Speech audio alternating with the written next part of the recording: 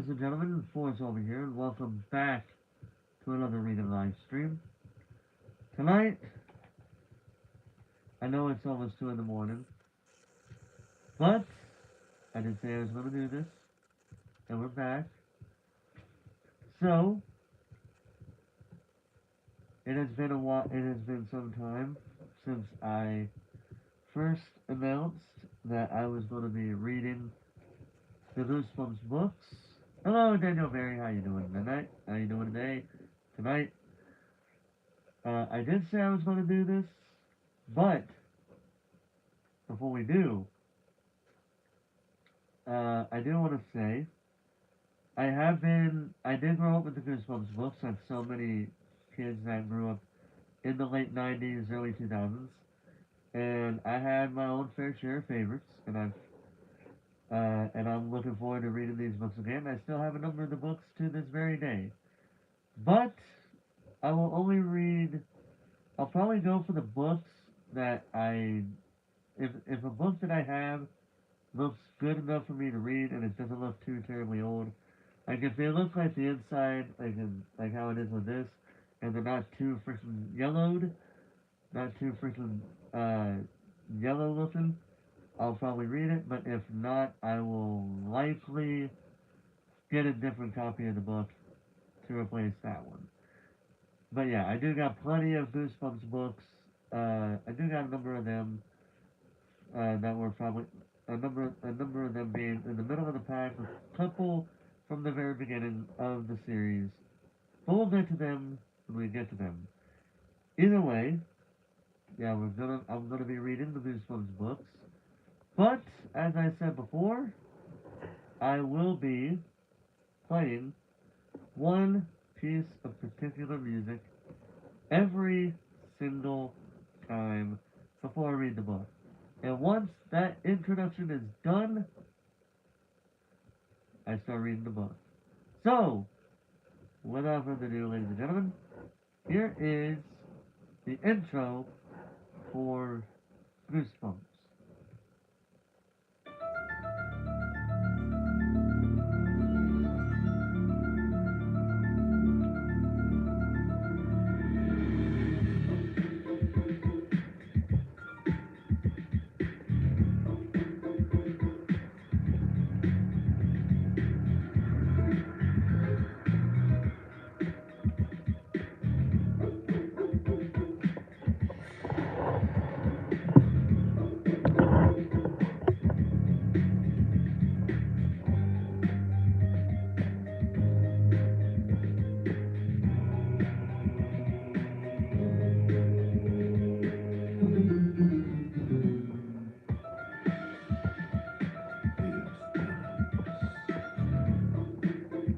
Viewer beware, you're in for a scare.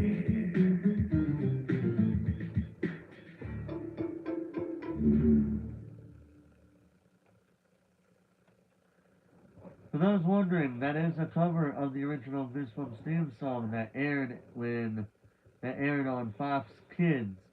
I am not using the original version of the Goosebumps theme song because I know copyrights are in place there.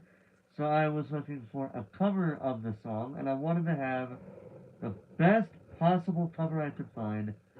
That as soon as I heard this one, I was like, dude, this captures the spirit of the Goosebumps books,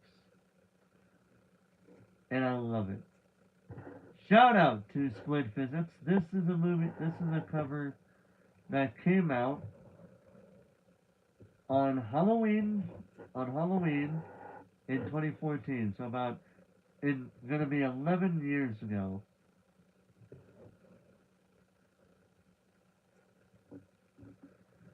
Yeah.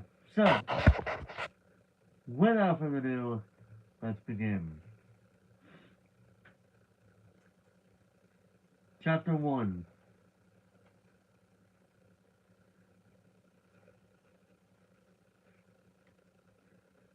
Josh and I hated our new house. Sure, it was big. It looked like a mansion compared to our old house. It was a tall red brick house with a sloping black roof and rows of windows framed by black shutters. It's so dark, I thought, studying it from the street. The whole house was covered in darkness, as if it were hiding in the shadows of the gnarled old trees that bent over it. It was the middle of July. The dead brown leaves blanketed the front yard. Our sneakers crunched over them as we trenched up the gravel driveway. Tall weeds poked up everywhere through the dead leaves. Thick clumps of weeds had completely overgrown an old flower bed beside the front porch. This house is creepy, I thought unhappily. Josh must have been thinking the same thing. Looking up at the old house, we both groaned loudly. Mr. Dawes, the friendly young man from the local real estate office, stopped near the front walk and turned around. Everything okay? He asked, staring first at Josh, then at me, with his crinkly blue eyes. Josh and Amanda aren't happy about moving, Dad explained, tucking his shirt tail in.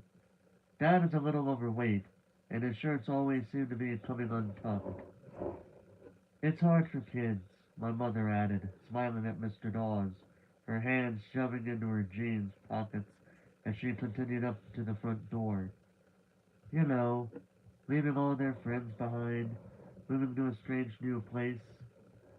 Strange is right, Josh said, shaking his head. This house is gross. Mr. Dawes chuckled. It's an old house, that's for sure, he said, patting Josh on the shoulder. It just needs some work, Josh, Dad said, smiling at Mr. Dawes. No one has lived in it for a while, so it'll take some fixing up. Look how big it is, Mom added, smoothing back her straight black hair and smiling at Josh. We'll have room for a den and maybe a rec room too. You'd like that, wouldn't you, Amanda?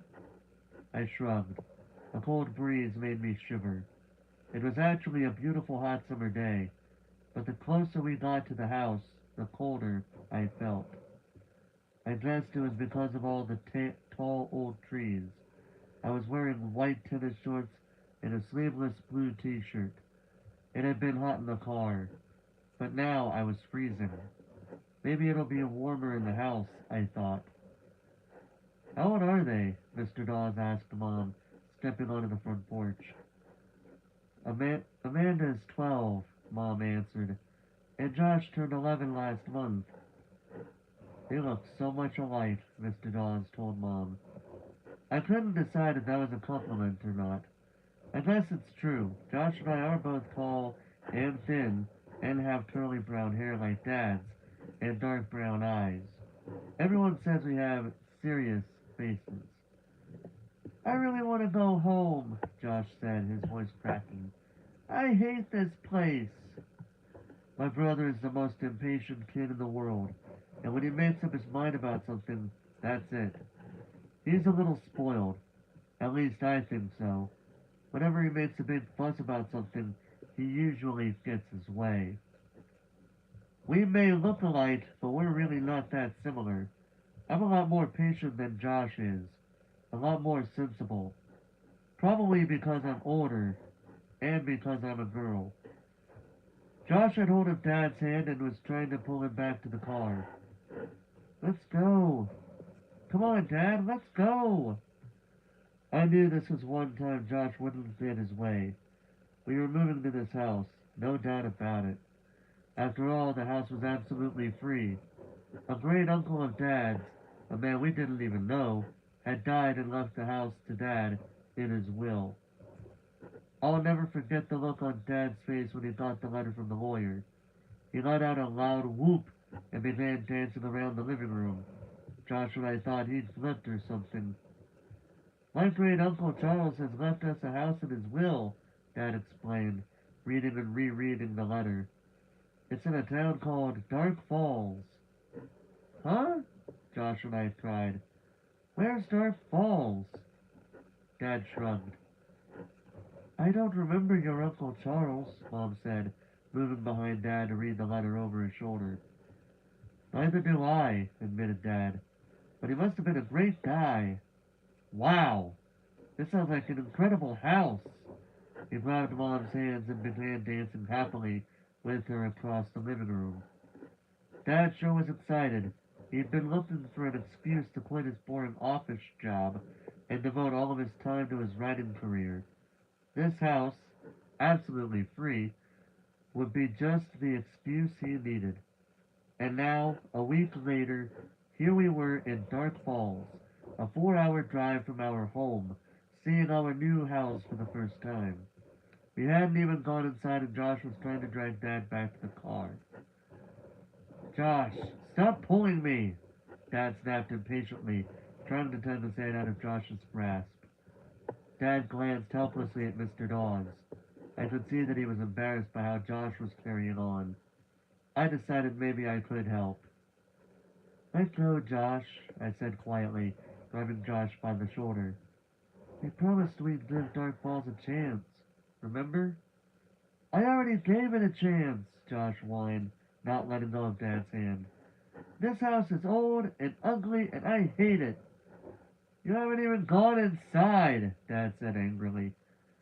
Yes, let's go in, Mr. Dawes urged, staring at Josh. I'm staying outside, Josh insisted. He could be really stubborn sometimes. I felt just as unhappy as Josh, looking at this dark old house. But I'd never carry on the way Josh was. Josh, don't you want to pick out your own room? Mom asked. No, Josh muttered. He and I both glanced up to the second floor. There were two large bay windows side by side up there. They looked like two dark eyes staring back at us. How long have you lived in your present house? Mr. Dawes asked Dad. Dad had to think for a second. About 14 years, he answered. The kids have lived there for their whole lives. Moving is always hard, Mr. Dawes said sympathetically, turning his gaze on me. You know, Amanda, I moved here to Dark Falls just a few months ago. I didn't like it much either at first, but now I wouldn't live anywhere else. He winked at me.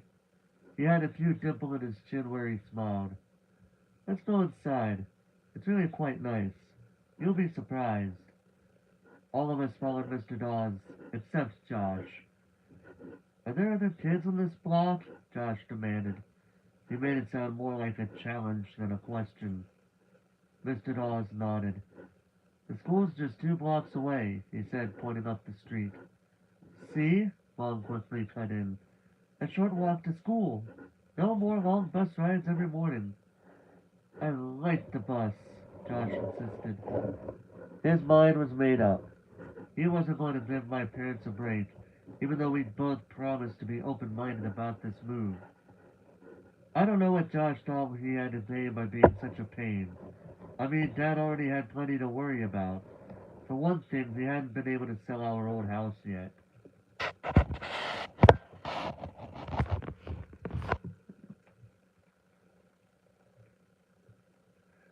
I didn't like the idea of moving, but I knew that inheriting this big house was a great opportunity for us.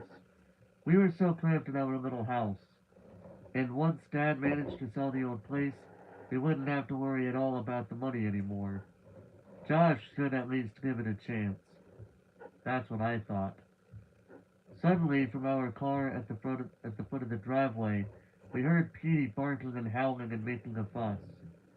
Petey is our dog, a white curly-haired terrier, cute as a button, and usually well-behaved.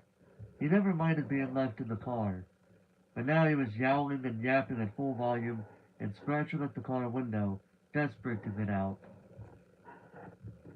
Petey, quiet! Quiet! I shouted. Petey usually listened to me, but not this time. I'm going to let him out, Josh declared, and took off down the driveway toward the car. No, wait, Dad called, but I don't think Josh could hear him over Petey's wails. Might as well let the dog explore, Mr. Dawes said. It's going to be his house, too.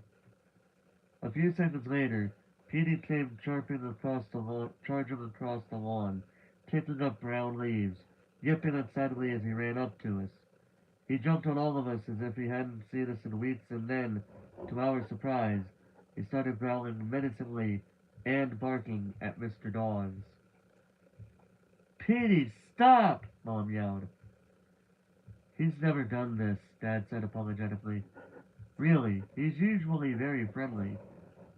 He probably smells something on me. Another dog, maybe, Mr. Dawes said, loosening his striped tie, looking warily at our growling dog. Finally, Josh grabbed Petey around the middle and lifted him away from Mr. Dawes. Stop it, Petey, Josh scolded, holding the dog up close to his face so that they were nose to nose. Mr. Dawes is our friend. Petey whimpered and licked Josh's face. After a short while, Josh set his back down on the ground. Petey looked up at Mr. Dawes, then at me, then decided to go sniffing around the yard, letting his nose lead the way. Let's go inside, Mr. Dawes urged, moving a hand through his short blonde hair. He unlocked the front door and pushed it open. Mr. Dawes held the screen door for us. I started to follow my parents into the house. I'll stay out here with Petey, Josh insisted from the walk. Dad started a protest but changed his mind. Okay, fine, he said, Simon shaking his head. I'm not going to argue with you. Don't come in. You can live outside if you want. He sounded really exasperated. I want to stay with Petey, Josh said again, watching Petey nose his way through the dead flower bed. Mr. Dawes followed us into the hallway, gently closing the screen door behind him, giving Josh a final glance. Hey, hold on. Giving Josh a final glance. He'll be fine, he said softly, smiling at Mom. He can be so stubborn at times, Mom said apologetically. She peeked into the living room.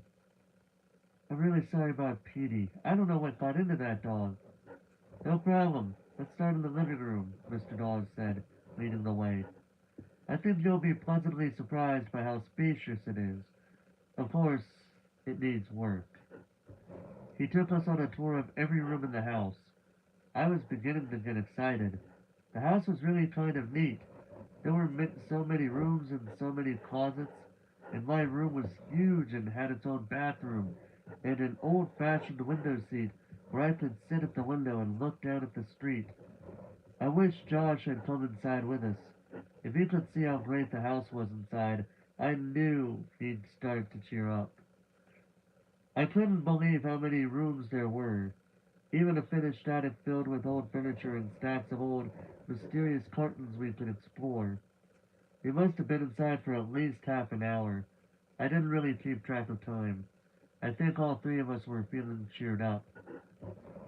Well, I think I've shown you everything, Mr. Dawes said, glancing at his watch.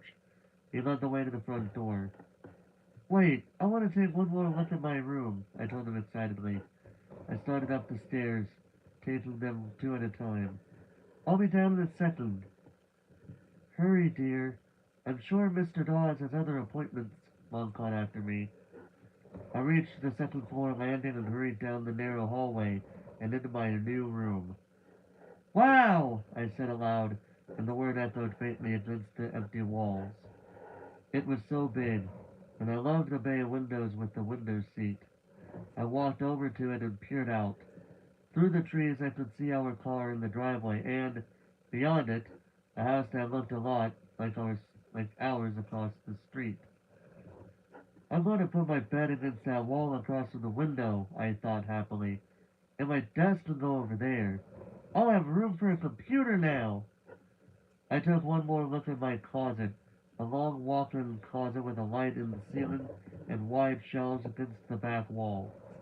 I was heading to the door, thinking about which of my posters I wanted to bring with me, when I saw the boy. He stood in the doorway for just a second, and then he turned and disappeared down the hall. Josh! I cried. Hey, come look! With a shock, I realized it wasn't Josh. For one thing, the boy had blonde hair. Hey! I called and ran to the hallway, stopping just outside my bedroom door, looking both ways. Who's here? But the long hallway was empty. All the doors were closed. Whoa, Amanda, I said aloud. Was I seeing things? Mom and Dad were calling from downstairs. I took one last look down the dark corridor, then hurried to rejoin them. Hey, Mr. Dawes, I called as I ran down the stairs.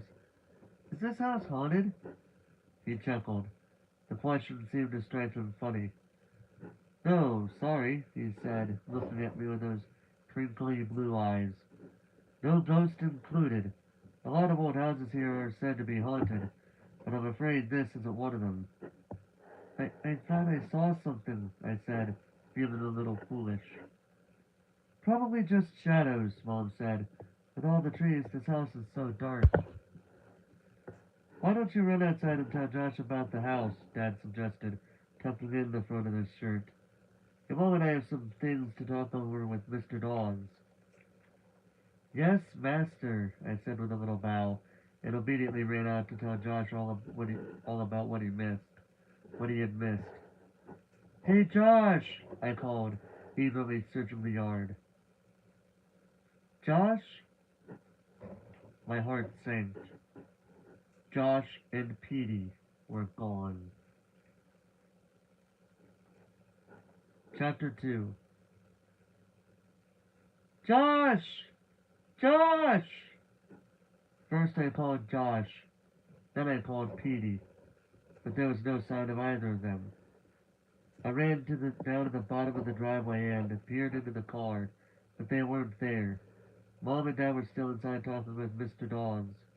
I looked along the street in both directions, but there was no sign of them. Josh! Hey, Josh! Finally, Mom and Dad came hurrying out the front door, looking alarmed. Wait, hold on. Looking alarmed. I guess they heard my shouts. I can't find Josh or Petey, I yelled up to them from the street. Maybe they're around back, Dad shouted out at me. I headed up the driveway, kicking away dead leaves as I ran. It was sunny down on the street, but as soon as I entered our yard, I was back in the shade, and it was immediately cool again. Hey, Josh! Josh, where are you? Why did I feel so scared? It's perfectly natural for Josh to wander off. He did it all the time. I ran full speed along the side of the house. Tall trees leaned over the house on this side, blocking out nearly all of the sunlight. The backyard was bigger than I'd expected, a long rectangle that sloped gradually down to a wooden fence at the back. Just like the front, this yard was a mass of tall weeds, poking up through a thick covering of brown leaves.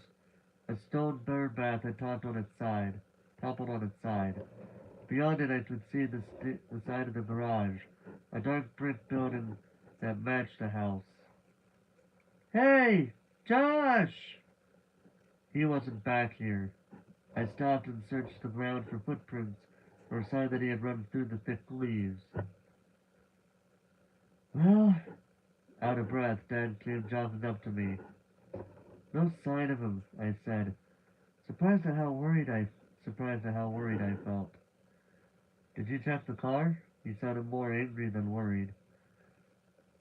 Yes, it's the first place I looked. I gave the backyard a last quick search. I don't believe Josh would just run off. Just take off. I do, Dad said, rolling his eyes. You know your brother when he doesn't get his way. Maybe he wants us to think he's run away from home. He frowned. Where is he? Mom asked as we returned to the front of the house. Dad and I both shrugged. Maybe he made a friend and wandered off, Dad said. He raised a hand and scratched his curly brown hair. I could tell he was starting to worry too. We've got to find him, Mom said, gazing down to the street. He doesn't know this neighborhood at all. He probably wandered off and got lost. Mr. Dawes locked the front door and stepped down off the porch, pocketing the keys. You couldn't have gotten far, he said, giving Mom a reassuring smile. Let's drive around the block. I'm sure we'll find him. Mom shook her head and glanced nervously at Dad. I'll kill him, she muttered. Dad patted her on the shoulder. Mr. Dawes opened the trunk of the small Honda, pulled off his dark blazer, and tossed it inside. Then he took a white-brimmed black oak cowboy hat and put it on his head. Hey, that's quite a hat, Dad said, climbing into the front passenger seat. Keeps the sun away, Mr. Dawes said, sliding behind the wheel and slamming the car door. Mom and I had gotten back. Glancing over at her, I saw that Mom was was as worried as I was. We headed down the block in silence, all four of us staring out the car windows. The houses we passed all seemed old. Most of them were even bigger than our house. All of them seemed to be in better conditions, slightly painted with neat, well-trimmed lawns.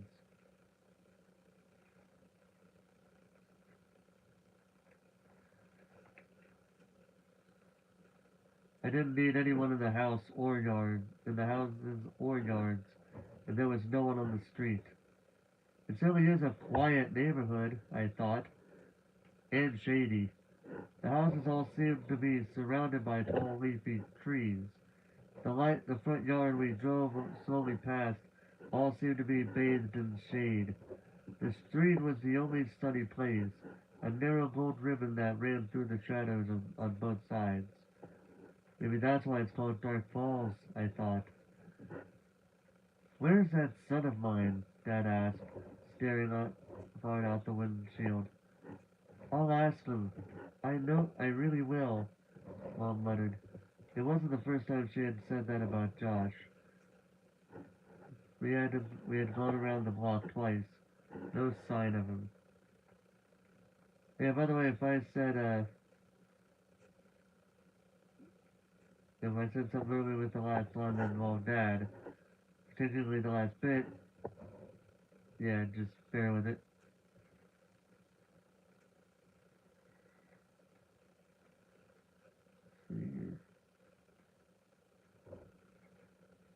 Mr. Dawes suggested we drive around the next few blocks, and Dad quickly agreed. Hope I don't get lost. I'm near here too, Mr. Dawes said, turning a corner. Hey, there's the school, he announced, pointing out the window at a tall red brick building. It broke a very old foundation with uh, fashioned with white columns on both sides of the double front the double front doors. Of course, it'd be closed now, Mr. Dawes added. My eyes searched for my eyes searched like the fenced-in playground behind the school. It was empty. No one there. Could Josh have walked this far? Mom asked, her voice tight and higher than usual. Josh doesn't break walls, Dad said, rolling his eyes. He runs. We'll find him, Mr. Dawson said confidently, tapping his fingers on the wheel as he steered. We turned a corner into another shortly shady block, a street block named Cemetery Drive. A street sign read Cemetery Drive, and sure enough, a large community rose up in front of us. The cemetery rose up in front of us. Granite, granite gravestones realized along a slow hill, which sloped down and then up again onto a large flat stretch, also marked with rows of low grave markers and monuments. A few shrubs dotted the cemetery, but weren't many threats. There, there weren't many trees. As we drove down slowly past the gravestones posited by a blimp in the corner on the left, I realized that this was the simplest spot I had seen in the whole town. There you go, son, Mr. Dawes pointed out the windows and stopped in the car suddenly.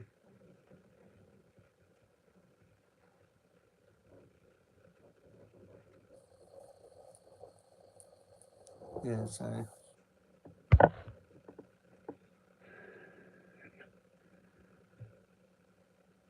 Hmm. I stepped down from the car, took a few. Actually, I'm gonna read the last two paragraphs because they're kind of intertwined with each other. Oh, thank goodness! Mom exclaimed, alerting down to see how the kitchen, how the see out the window on on my side of the car. Sure enough, there was Jewish running wildly among a crooked row of low white gravestones, well one gravestones, and there's something on that side of the page. Never mind. Yeah, let's see here. Sure enough, there was Josh running wildly along the crooked row of defense walking white gravestones. What's he doing? What's he doing here? I asked, pushing open my dodging through the tombstones. He wanted nothing. He wanted run in one direction, and then the fight then had in another side. Who? Why was he? And who? And who? Yeah, yeah. All right.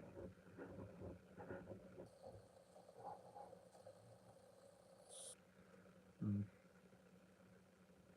See here.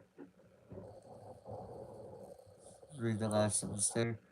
He would run in one direction, then cut to the side, then head is another direction. Why was he? Why was he doing that? I took another few steps, and then it stopped, gripped with fear. I suddenly realized why Josh was starting and stuffing like that, running so wildly through life, through the tombstones. He was being chastised. Let's see.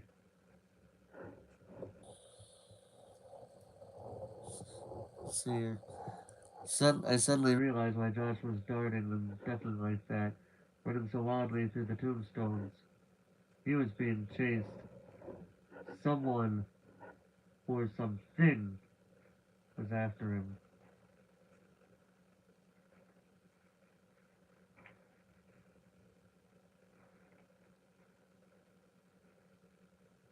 Hmm.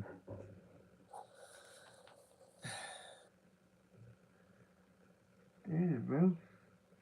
I'm already. I lasted a bit longer than this, but hey, apparently my brain does not want me to read the book tonight. So, until my brain is willing to let me read the book, I unfortunately cannot continue to.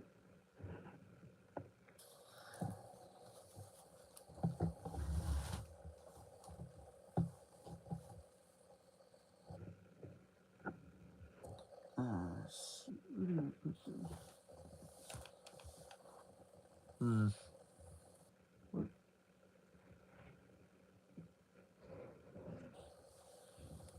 Oh, there it is. Okay. I got it right here. Hmm.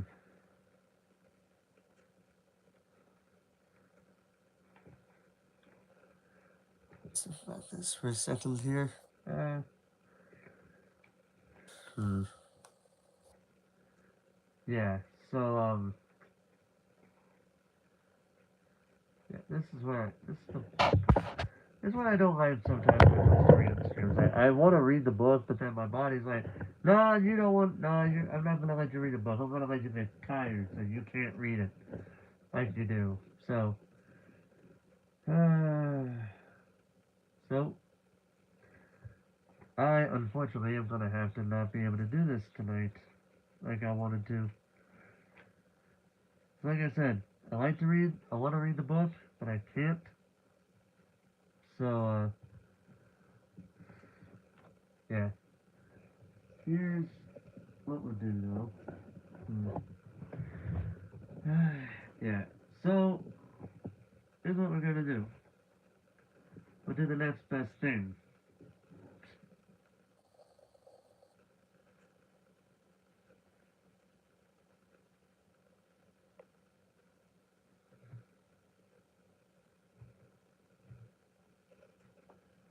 We're gonna do the next best thing here.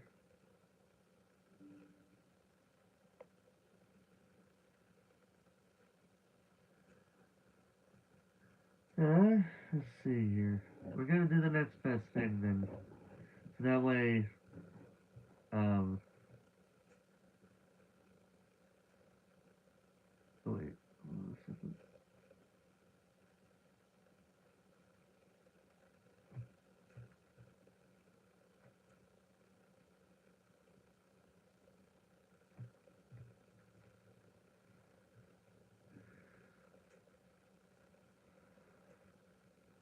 So here's what we're gonna do.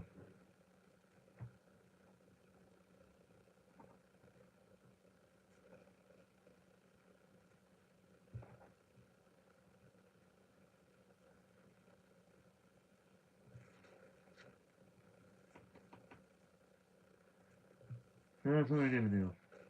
Yep, I just edited it in a way to make it so it's saying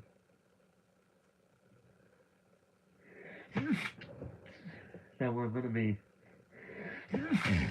dang watching the show.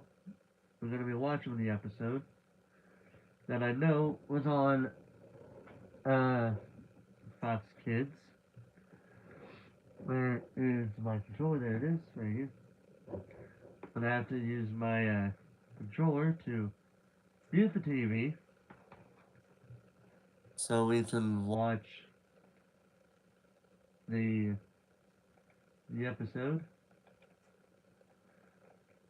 I was gonna do this after reading the book, but because of how I'm getting kind of feeling talent, my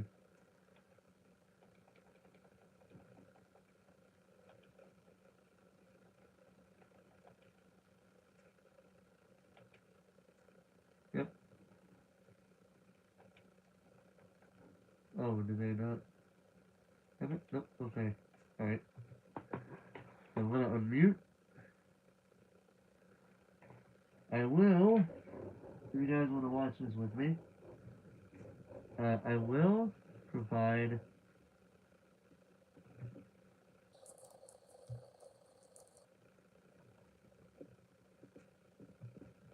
I will go ahead and provide a link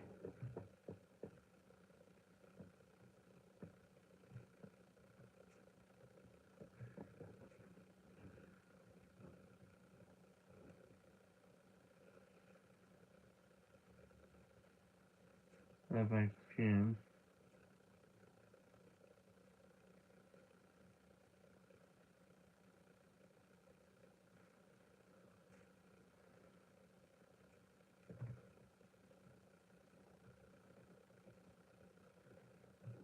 It's maybe 1 second.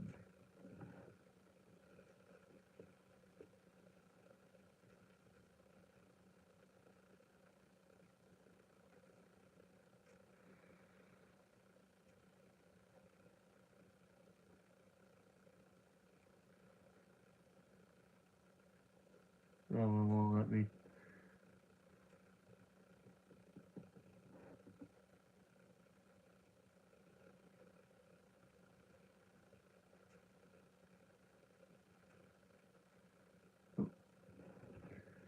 Yeah, it won't let me. So, um, so yeah, we're gonna go ahead and here's what I'm gonna do. Since I am on here, I'll go ahead and um do that for a second. So instead of me reading it, we're gonna go ahead and watch it. So that way, um, so that way, so that way this stream wasn't really for nothing. Basically, we're going to do the plan B that I was going to do anyway after I was done reading it. So, without further ado,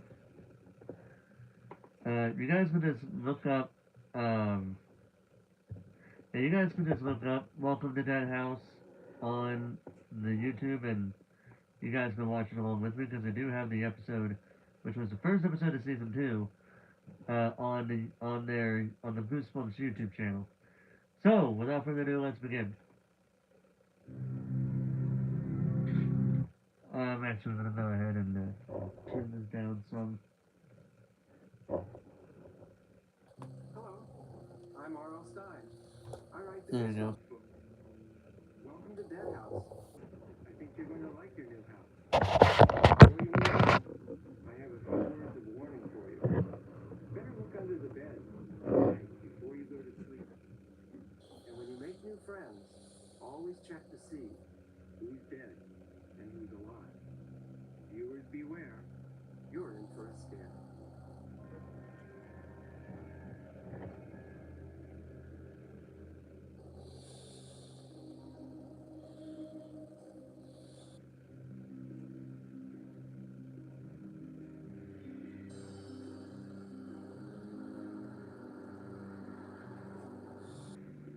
And the weather for Dark Falls. Scattered thunderstorms tonight, followed by more rain tomorrow. Chance of clearing in the afternoon. That's a chance of sunshine in the afternoon. Dark Falls. Well, I live in Dark Falls. And I don't know where you're gonna live, but it's nice here. Josh, do you know how lucky we are to have found this house? I don't care. I don't want to move. Dark Falls. Long name for a town. I think it's charming and evocative. I thought you loved small towns, Josh. Whenever we used to pass through small towns on vacation, we used to say, there. That was when I took movies in it.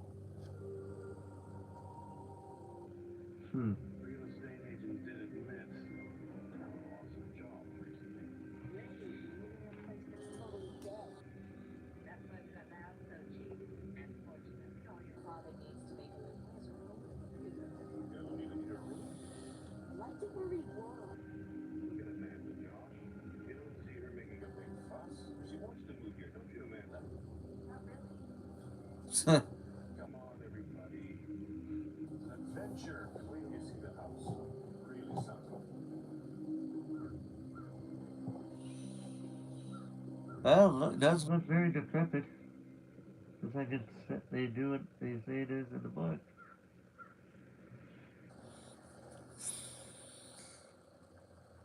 Something already. Something ugly. It won't be after we fix it up. Come on, everybody out.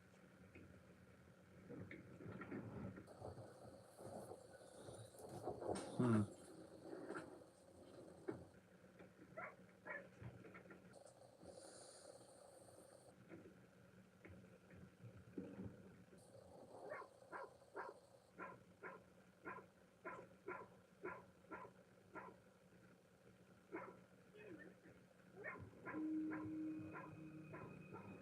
So we got a few other differences already that I could mention. I think I saw someone upstairs. You saw someone upstairs?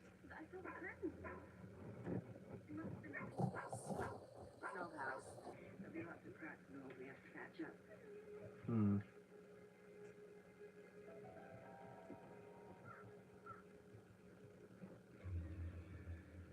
Even insinuated you even have any cracks in the house. Oh, the lights don't work? Ooh. Honey, get Petey, would you? Petey! Josh, please get out of the car. Please don't make it any more difficult. He's an 11-year-old boy. He's almost a teenager. Of course he's gonna make it difficult. Why wouldn't he? Petey!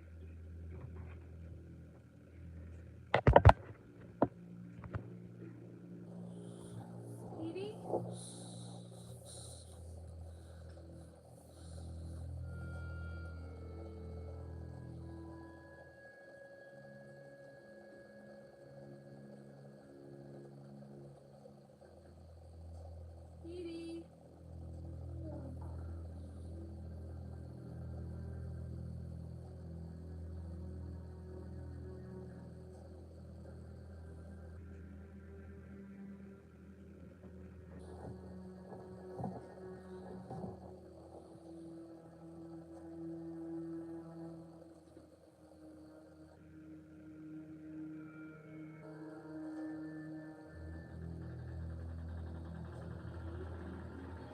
What the heck?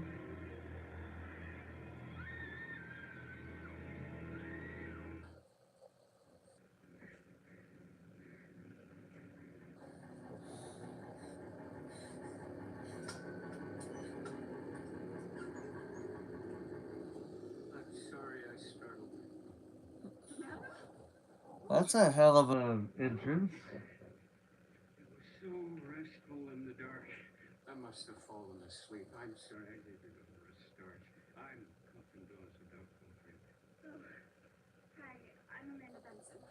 Mr. Dawes was the one who showed us the house when your father and I came down here last month. I just have a few documents and need your signature.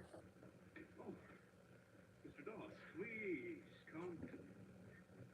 This is Josh and Pete. Where was he? He was in another room, sniffing at a closet door. Hmm.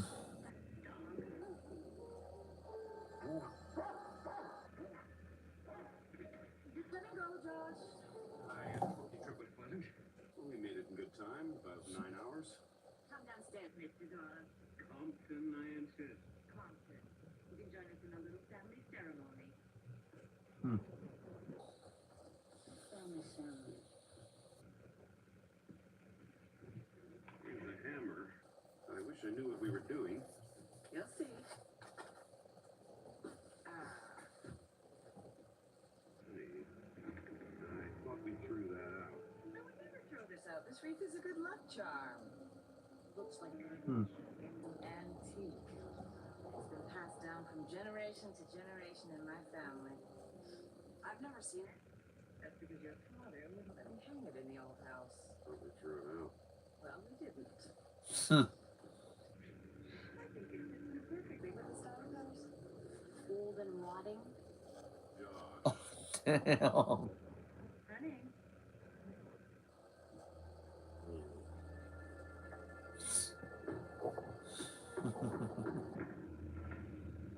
That is kind of funny, to be honest. Here's the good luck.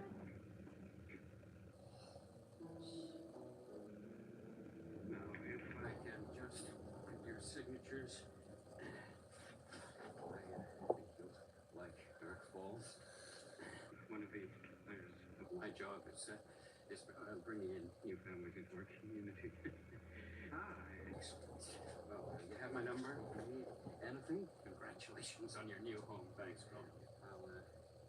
I'll let myself out. Hmm. This place.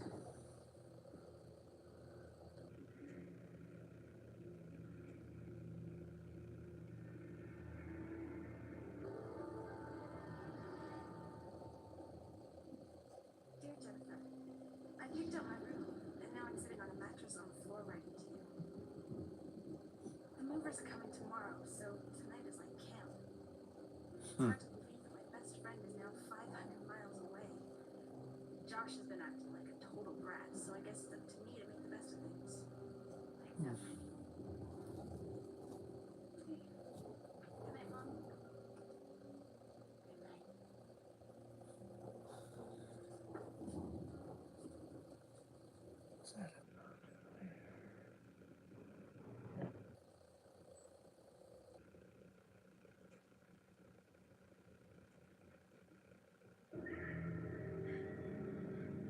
Yeah, that's not terrifying at all.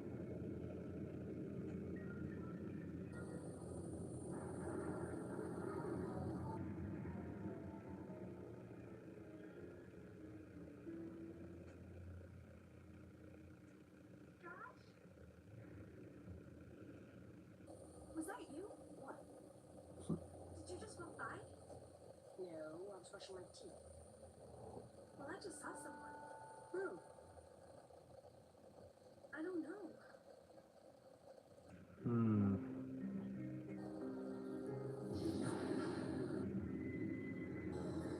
Mom?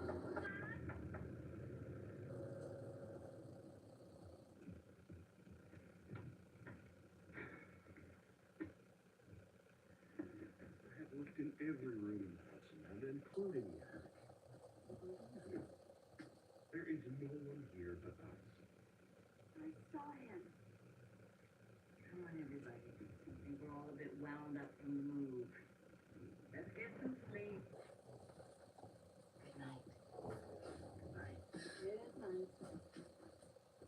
Hmm.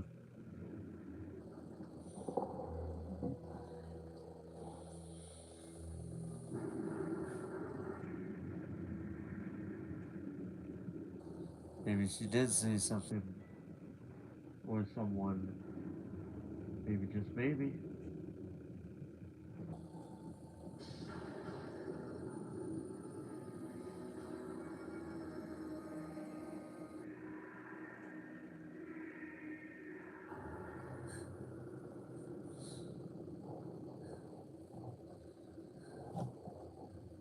So far, that is one similarity in the book. She's trying to fall asleep, but she's hearing noises. There's only one similarity, but that's it. Thus far.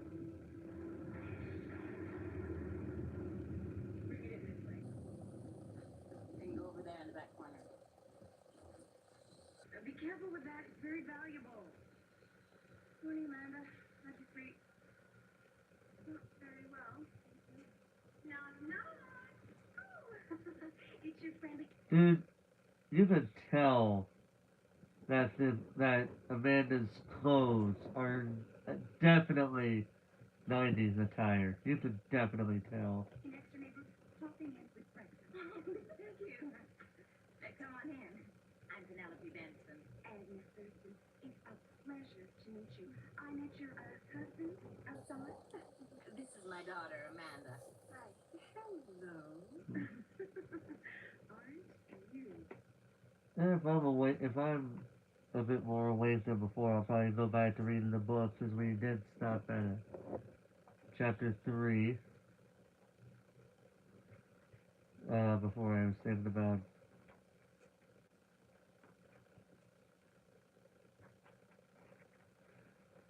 Yeah, I was on chapter 3 when we stopped, so we'll probably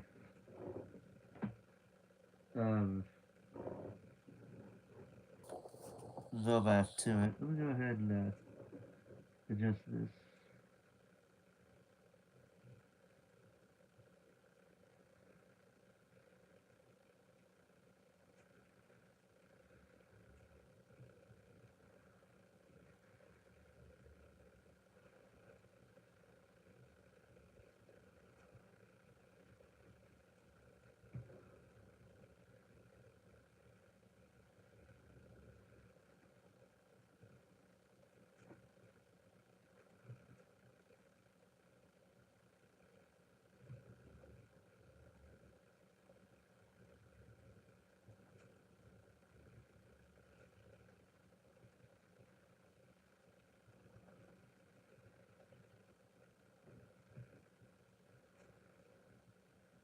There we go.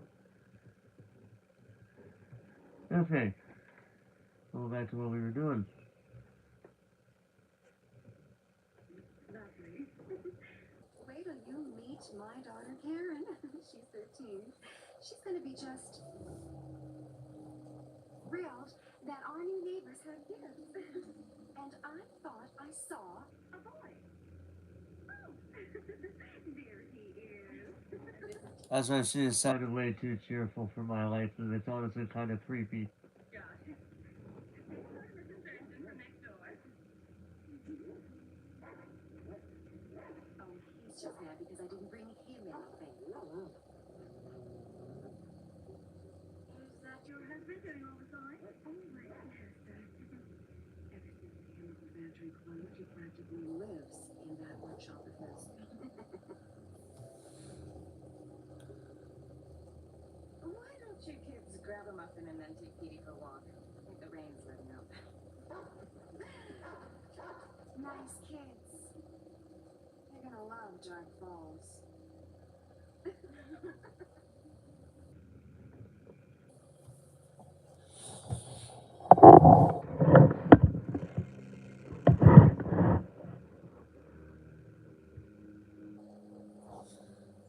So I'll probably put it at like the halfway mark and then I'll go back to read it, and if I feel tired again, we'll watch the rest of that episode.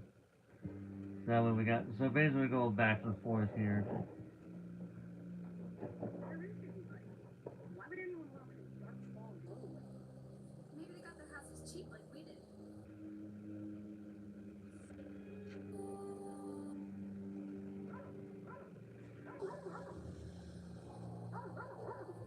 Hmm.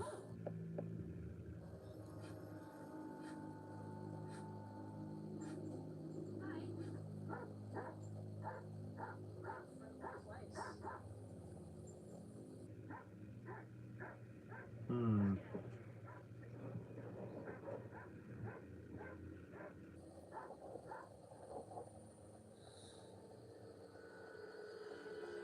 That's not a good sign at all.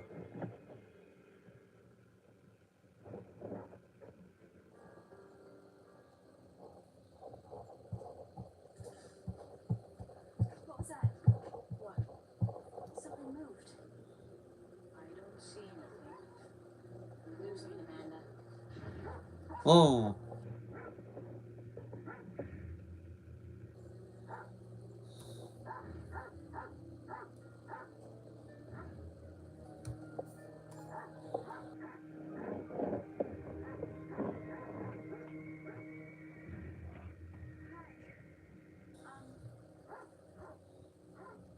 Ooh. I'm Amanda, and They got the shit. The we just moved here. neighborhood kids got him surrounded.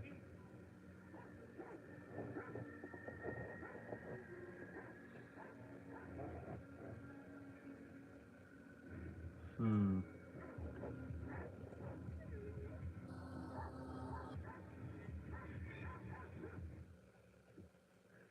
They're probably not the not.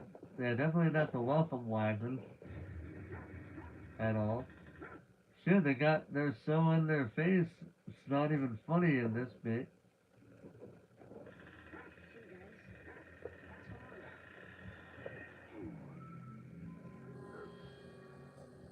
Hmm. Oh, is this the leader?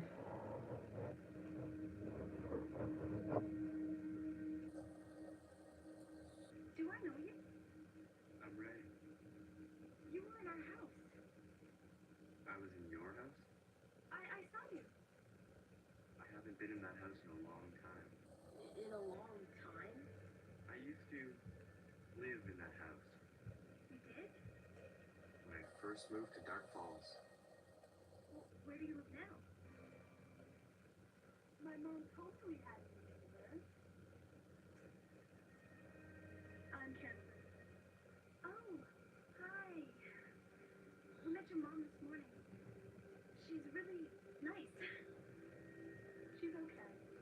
I love baseball. Thinking of having a game. Great. I play first base. Not right now. It's not a good time. The sun's just coming up. Maybe tomorrow. Come on, let's go. Hmm. I better go. Bye. Bye. So many red flags with these people.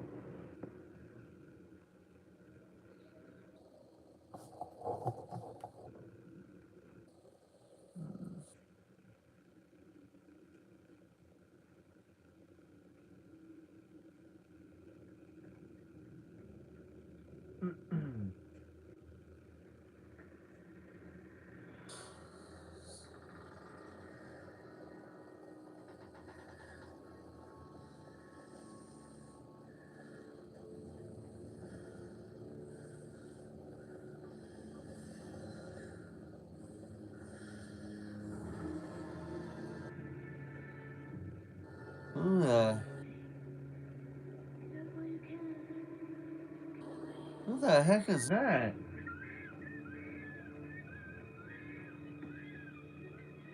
Amanda, what is it? I saw someone. Who? I don't know. It was a girl, but it was like, it was like what? She was dead. Dead? But she wasn't. Like a ghost? No, not like a ghost. I don't know. I can't explain it. You can't have that dream, sweetheart. I saw her. Uh-oh. It was horrible. Your first few nights in a strange house. I'm not surprised you had a nightmare. Oh, but I was awake, Mom. I've had bad dreams like that. Dreams that seem so real you could have sworn they happened. I'm falling in the wall Hmm. here. This is right through here. You must have heard the wind whistling and it made you have a dream. I saw her. tell you what I'll do. I'll patch that hole tomorrow. It'll be fine. I'll stay with her until she falls asleep. Everyone else, back to bed. Never should have moved.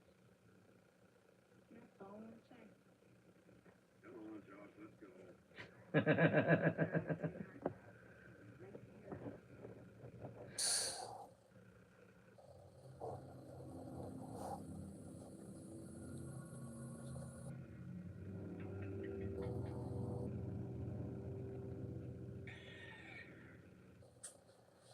Oh, I keep the boogeyman out. Or boogie girl. It was a joke, honey.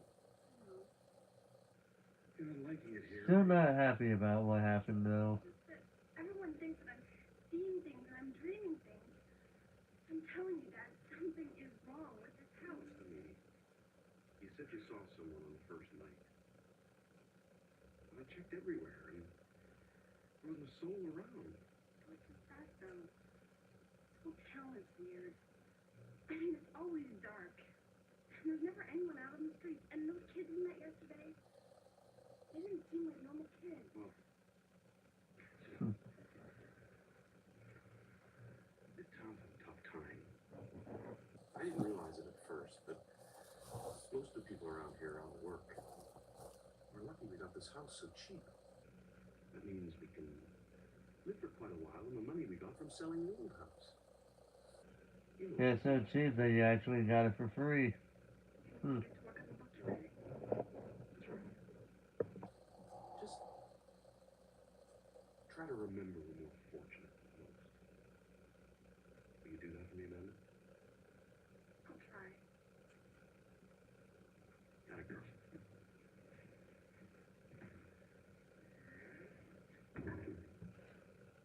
What? We need to shim it out. I'll get to it later.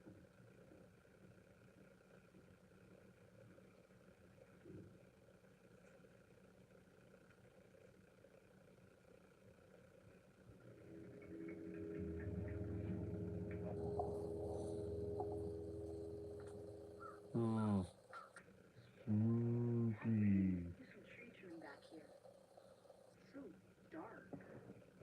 This whole town seems dark. Hey, dark falls.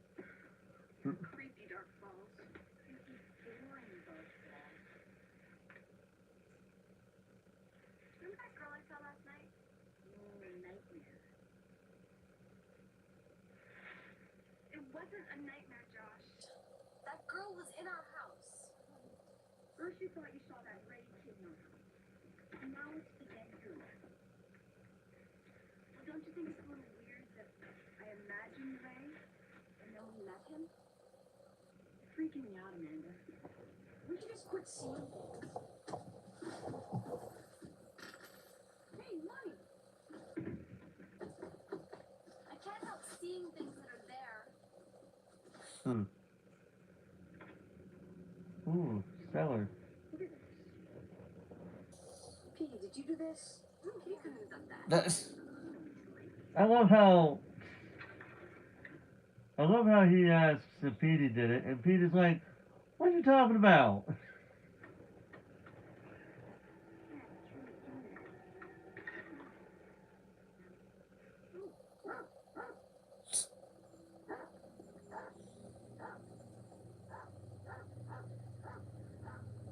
Uh-oh.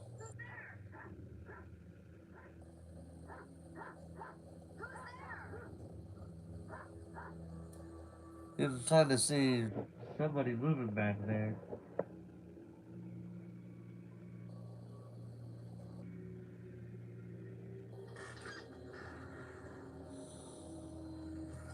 What the?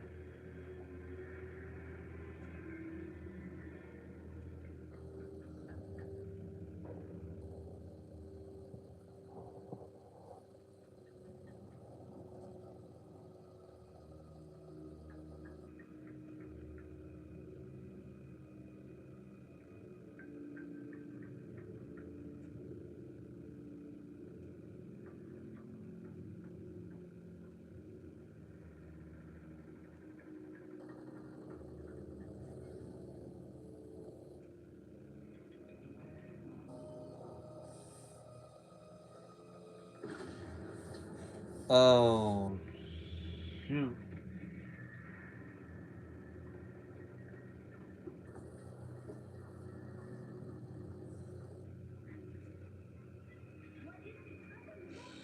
Stupid? It's probably an animal.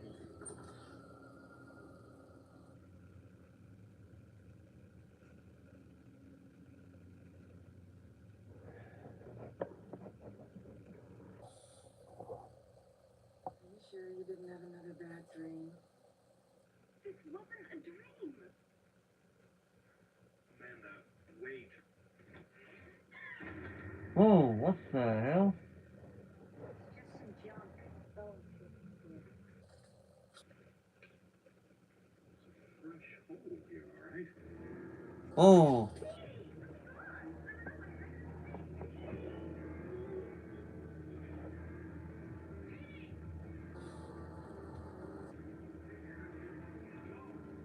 period.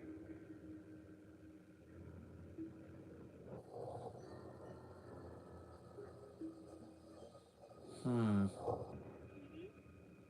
God.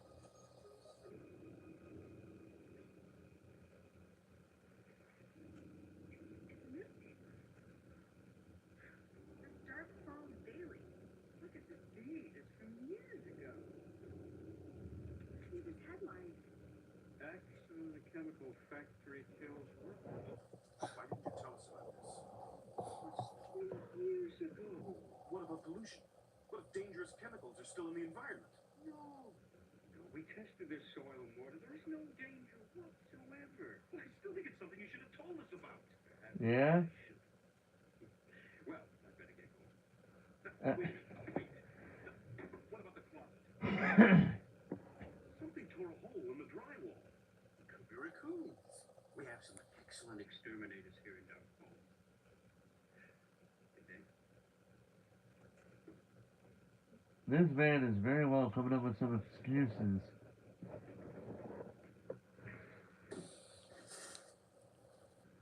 Yeah, it's getting to that point to where they're not really. That was something that he should have told him. Hi. Because, yeah, I mean, it's part of the house's. It's part of the house's. Like, it may be part of the house's history, or maybe part of just the town's history. It's still something to talk about. What are you doing? I'm just writing a letter to my friend. You feeling okay?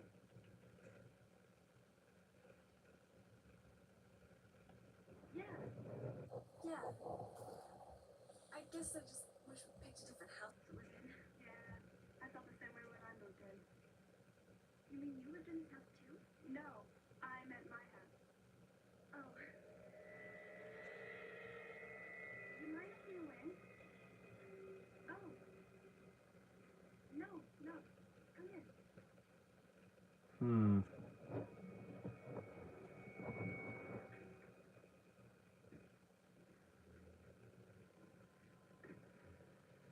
Would you like something to drink? Not right now. What's that thing over your fireplace? Oh, my mom put that up. It's an old good luck charm. It's supposed to protect us. That's from evil. Hmm. Petey! Let's eat! Come here, boy! Petey? Karen, there is something bothering me. Like I keep seeing things. And hearing things. People are trying to get into this house. Why would they want to do that? I don't know, but it's scaring me. I don't want to scare you even more, but that thing over your fireplace. What about it? Gives me a creepy feeling. What do you mean? I'm not sure. Forget it. I'm sure it's nothing. Hmm. Petey!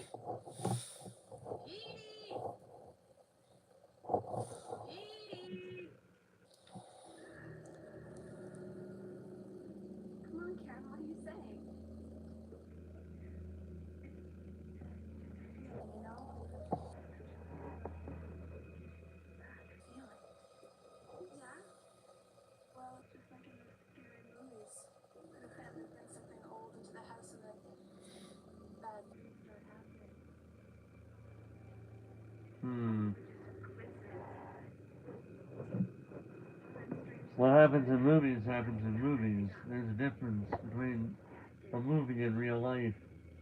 If I were you, I'd get rid of it. Before Because, yeah, it is, Mom, Dad! Come here quick! Something's wrong.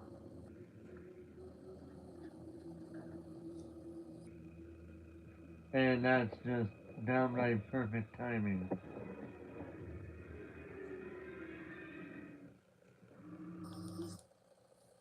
Alright, let's go ahead and, well, it's a little bit almost into the, a little bit into the second half, but we're gonna go ahead and go back to, reading. Alright, so yeah, let's go ahead and get back to reading. See how long I last on this one.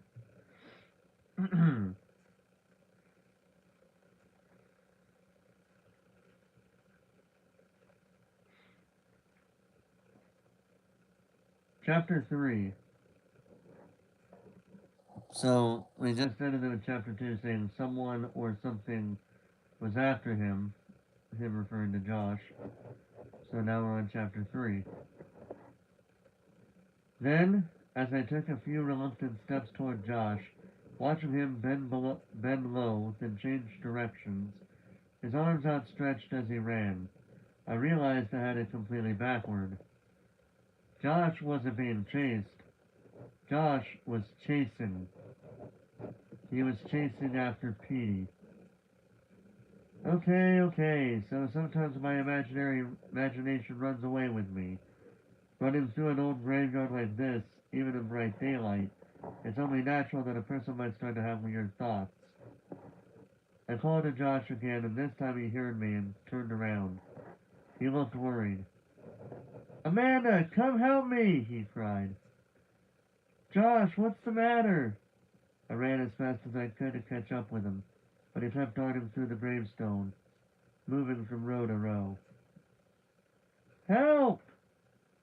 Josh, what's wrong? I turned and saw that Mom and Dad were right behind me. It's Petey, Josh explained, out of breath. I can't get him to stop. I caught him once, but he pulled away from me. Petey! Petey! Dad started calling the dog, but Petey was moving from stone to stone, sniffing each one, then running to the next. How did you get all the way over here? Dad asked as he caught up with my brother. I had to follow Petey, Josh explained, still looking very worried. He just took off. 1 second he was sniffing around that dead flower bed in our front yard.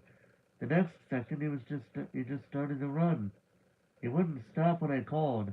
Wouldn't even look back. He kept running till he got here. I had to follow. I was afraid he'd get lost. Josh stopped and gratefully let Dad take over the chase. I don't know what that dumb dog's problem is, he said to me. He's just weird. It took Dad a few tries, but he finally managed to grab Petey and pick him up off the ground. Our little terrier gave a half-hearted yelp of protest, then allowed himself to be carried away. We all trooped back to the car on the side of the road. Mr. Dawes was waiting by the car. Maybe you'd better get a leash for that dog, he said, looking very concerned. Petey's never been on a leash, Josh protested, wearily climbing into the back seat. Well, we might have to try one for a while, Dad said quietly, especially if he keeps running away. Dad tossed Petey into the back seat. The dog eagerly curled up in Josh's arms. The rest of us piled into the car, and Mr. Dawes drove us back to his office, a tiny white flat-roofed building at the end of the row of small offices. As we rode, I reached over and stroked the back of Petey's head. Why did the dog run away like that? I wondered. Petey had never done that before. I guessed that Petey was also upset about our morning. After all, Petey had spent his whole life in our old house. He probably felt a lot like Josh and I did about having to pack up and move and never see the old neighborhood again. The new house, the new streets, and all the new smells Must have freaked the poor dog out. Josh wanted to run away from the whole idea, and so did Petey. Anyway, that was my theory. Mr. Dawes parked the car in front of his tiny office, shook Dad's hand, and gave him a business card. You can come by next week, he told Mom and Dad. I'll have all the legal work done by then. After you sign the papers, you can come in any time. He pushed open the car door and, giving us all a final smile, prepared to climb out. Compton Dawes, Mom said, reading the white business card over Dad's shoulders. That's an unusual name. Is Compton an old family name? Mr. Dawes shook his head. No, he said. I'm the only Compton in my family. I have no idea where the name comes from. No idea at all.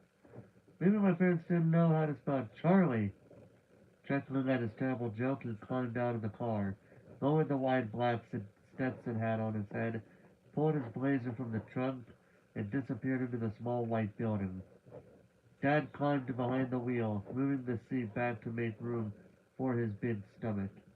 Mom got up front, and we started the long drive home. I guess you and Petey had quite an adventure today, Mom said to Josh, rolling up her window because Dad had turned on the air conditioner. I guess, Josh said without enthusiasm. Petey was sound asleep in his lap, snoring quietly. You're going to love your room, I told Josh. The whole house is great, really. Josh stared at me thoughtfully, but didn't answer. I poked him in the ribs with my elbow. Say something. Did you hear what I said?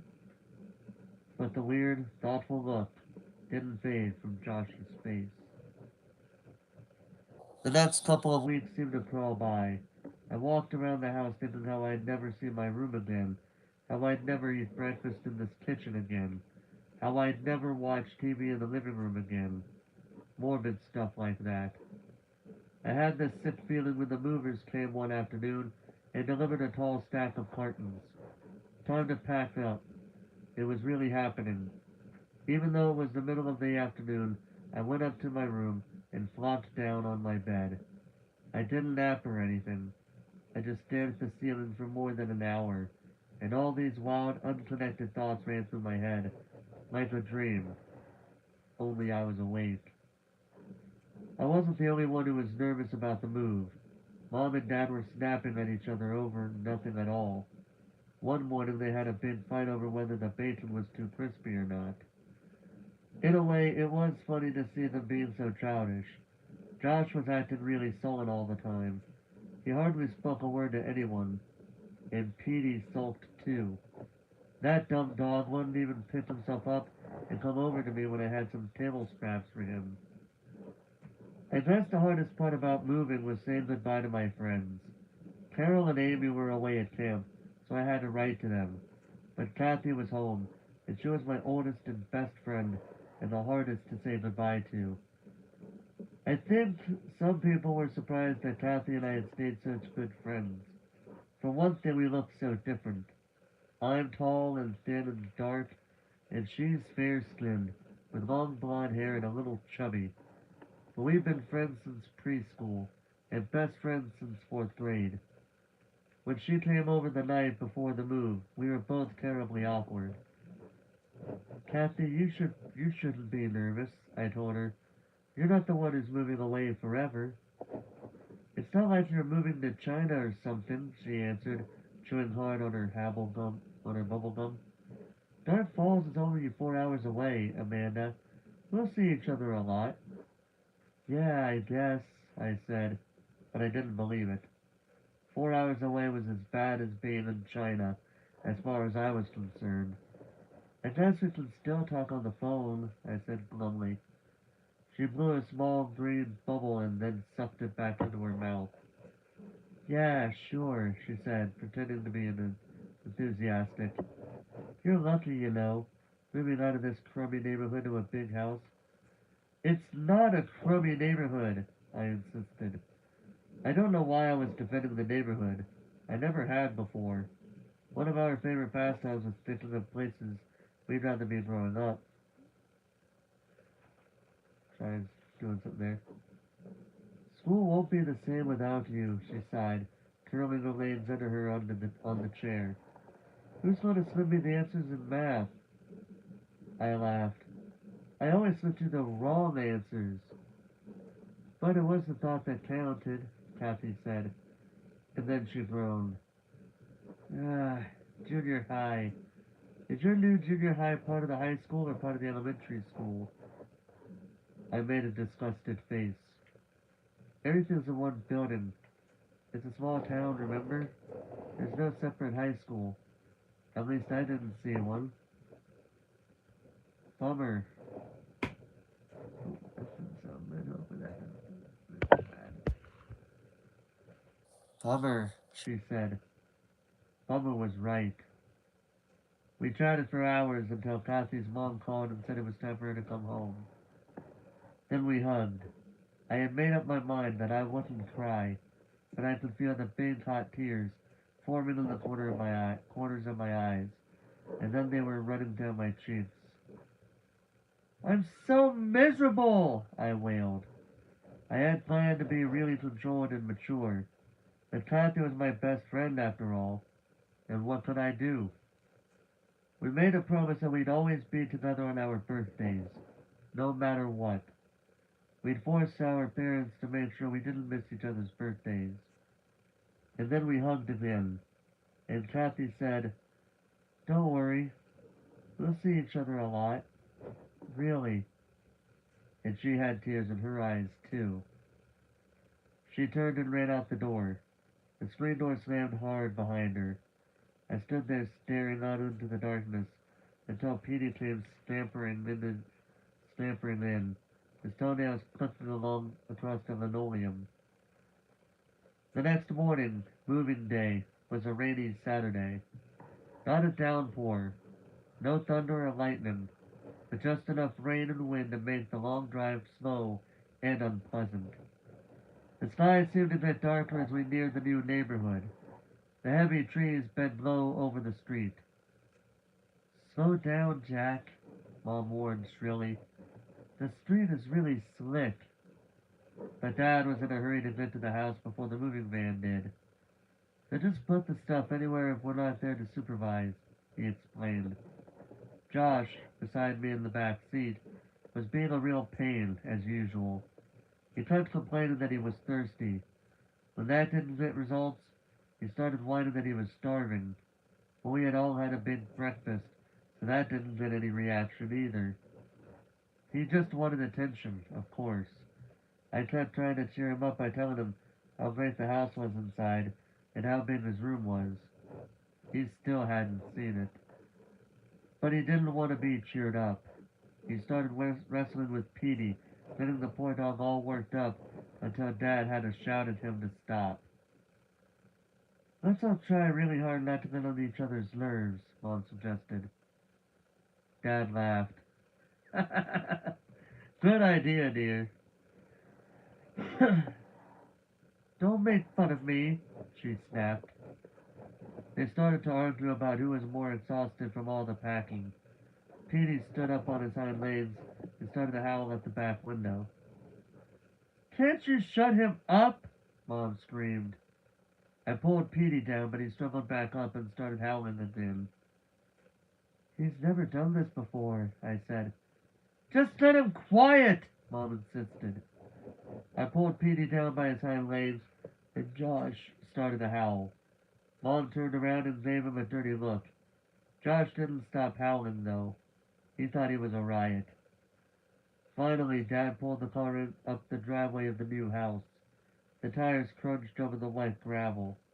Rain pounded on the roof. Home sweet home, Mom said. I couldn't tell if she was being sarcastic or not. I think she was really glad the long car ride was over. At least we beat the movers, Dad said, glancing at his watch. Then his expression changed. Hope they're not lost. It's as dark as night out there, Josh complained. Petey was jumping up and down in my lap, desperate to get out of the car. He was usually a good traveler, but once the car stopped, he wanted out immediately. I opened my car door and he leaped onto the driveway with a splash and started to run into a wild zigzag across the front yard. At least someone's glad to be here, Josh said quietly. Dad ran up to the porch and, fumbling with the unfamiliar keys, managed to get the front door open. Then he motioned for us to come into the house. Mom and Josh ran across the walk, eager to get in out of the rain.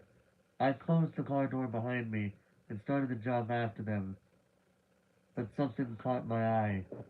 I stopped and looked up to the twin bay windows above the porch. I held a hand over my eyebrows to shield my eyes and squinted through the rain. Yes, I saw it. A face. In the window on the left. The boy. The same boy was up there, staring down at me. Chapter 4. Wipe your feet! Don't track mud on the nice clean floors, Mom called. Her voice echoed against the bare walls of the empty living room. I stepped into the hallway. The house smelled of paint. The painters had just finished on Thursday. It was hot in the house, much hotter than outside. The switch of light won't go on, Dad called from the back. Did the painters turn off the electricity or something? How should I know? Mom shouted back. Their voices sounded so loud in the big empty house. Mom, there's someone upstairs, I cried, wiping my feet on the new welcome mat and hurrying into the living room. She was at the window, staring out at the rain, looking for the movers, probably. She spun around as I came in. What? There's a boy upstairs. I saw him in the window, I said, struggling to catch my breath. Josh entered the room from the back hallway. He'd probably been with Dad. He laughed. Is someone already living here? There's no one upstairs, Mom said, rolling her eyes. Are you two going to give me a break today or what? What did I do? Josh whined. Listen, Amanda, we're all a little on edge today, Mom started. But I interrupted her. I saw his face, Mom, in the window. I'm not crazy, you know. Says who? Josh cracked. Amanda! Mom bit her lower lip, the way she always did when she was really exasperated. You saw a reflection of something. Of a tree, probably. She turned back to the window. The rain was coming down in sheets now, the wind driving it noisily against the large picture window. I ran to the stairway, cupped my hands over my mouth, and shouted up to the second floor. Who's up there? No answer. Who's up there? I called a little louder. Mom had her hands over her ears. Amanda, please! Josh had disappeared through the dining room. He was finally exploring the house. There's someone up there, I insisted, and impulsively I started up the wooden stairway, my sneakers thudding loudly on the bare steps. Amanda, I heard Mom call after me, but I was too angry to stop. Why didn't she believe me? Why did she have to say it was a reflection of a tree I saw up there? I was curious. I had to know who was upstairs. I had to prove Mom wrong. I had to show her I hadn't seen a stupid reflection. I guess I could be pretty stubborn too. Maybe it's a family trait. The stairs squeaked and creaked under me as I climbed. I didn't feel at all scared until I reached on the second floor landing. Then I suddenly had this heavy feeling in the pit of my stomach. I stopped, breathing hard, leaning on the banister. Who could it be? A burglar? A bored neighborhood kid who had broken into an empty house for a thrill? Maybe I shouldn't be up here alone, I realized. Maybe the boy in the window was dangerous. Anybody up here? I called, my voice suddenly trembly and weak. Still leaning against the banister, I listened. and I could hear footsteps scampering across the hallway.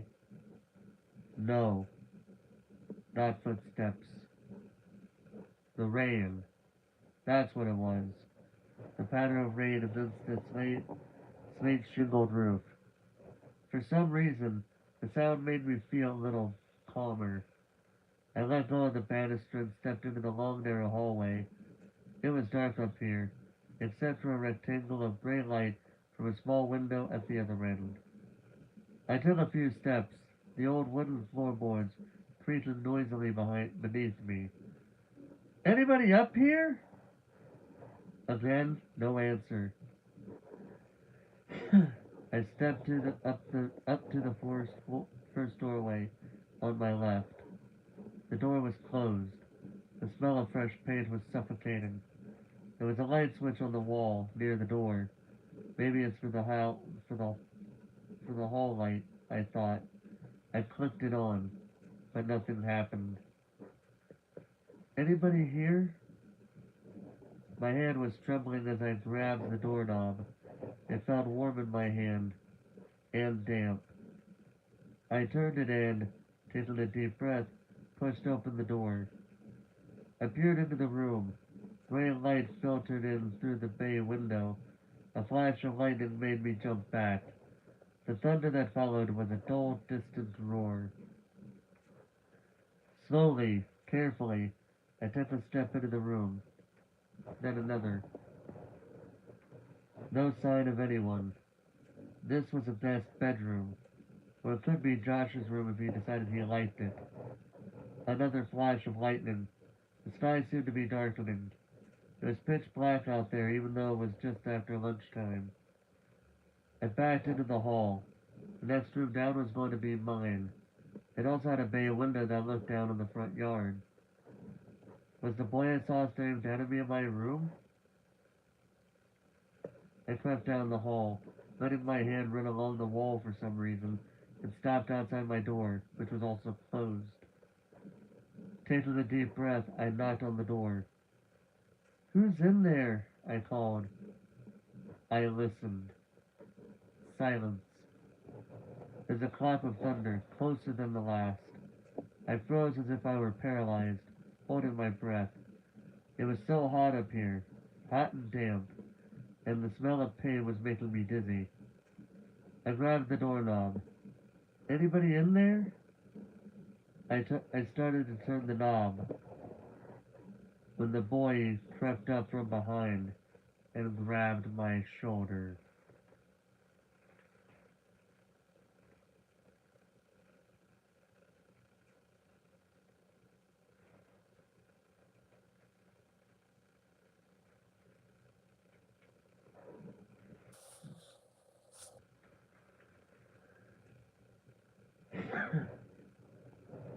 Okay, I'm trying to feel it coming in. So we're gonna stop at chapter 5 for the moment and watch the rest of this episode. That's when we moved in. There was no hole. Didn't check it very well. Now Katie's gone. Well, we have to find him. Gotta help us. Josh, I invited Karen's parents for lunch. They'll be over any minute. Look, you couldn't have gone too far. We'll take the car after lunch and we'll look for him. No, right now. Josh, calm down. Pete always runs away. He always comes back. No, I want to find him now. Josh! Josh! I'll go with him. Hurry back.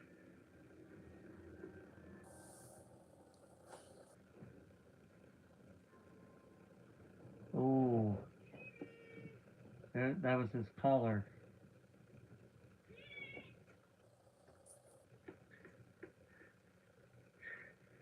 Petey.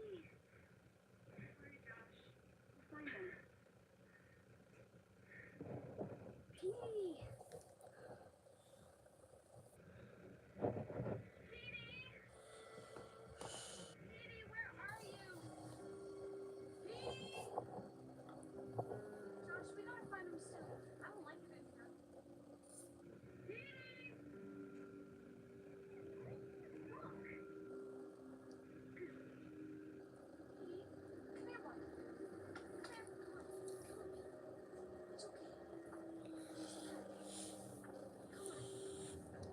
He's not listening to them anymore.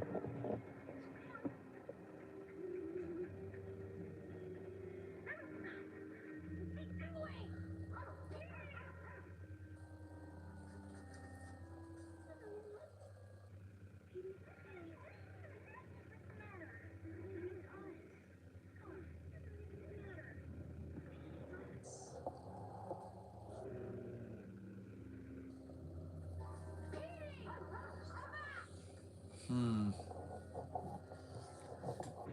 You see him?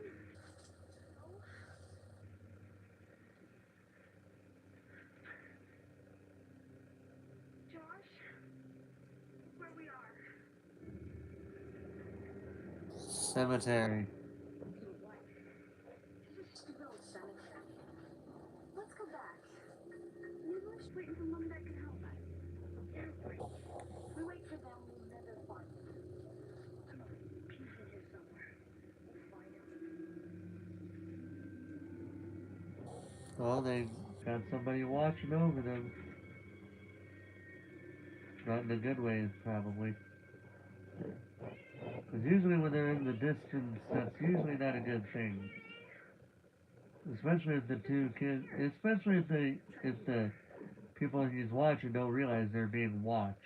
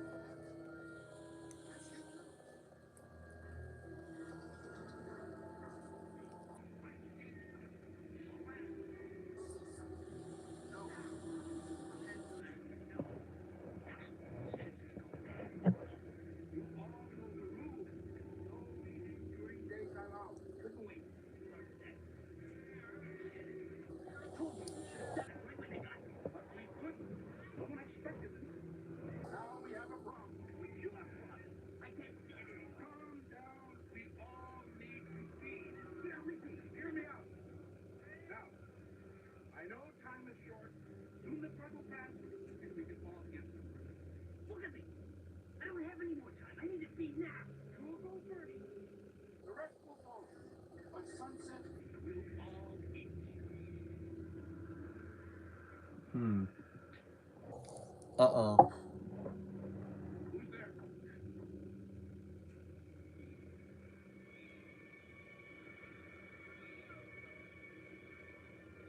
Yeah, they're all... Don't leave. We need you. Yep.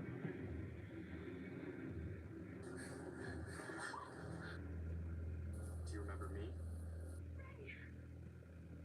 I'm Watcher. I lived in your house. Your room was my room. Your room? Before I died, they needed my blood to stay alive. And now we need yours. Please don't be afraid. Don't be afraid. You don't think Yep, every single one of them are dead.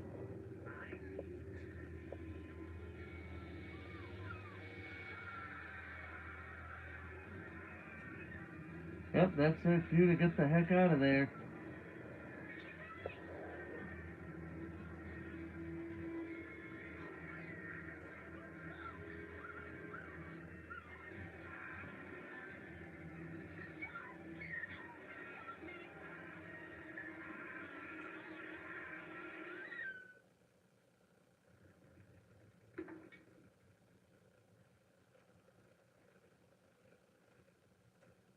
I don't think I can ever remember needing a fire this close to summer. it is a bit chilly, isn't it? Hmm. Interesting cutaway. The sun is supposed to come out this afternoon. Well, that's what the weather report said. But you'll be ready in a minute. We're ready. Uh-oh.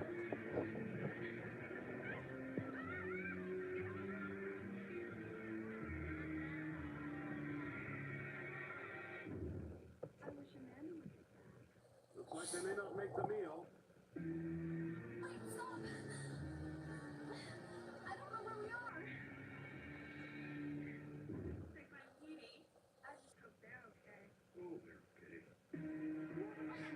I love how they just keep cutting back and forth between the parents with the neighbors and the kids running away from the zombies, from the vampires or zombies, whatever they're supposed to be here.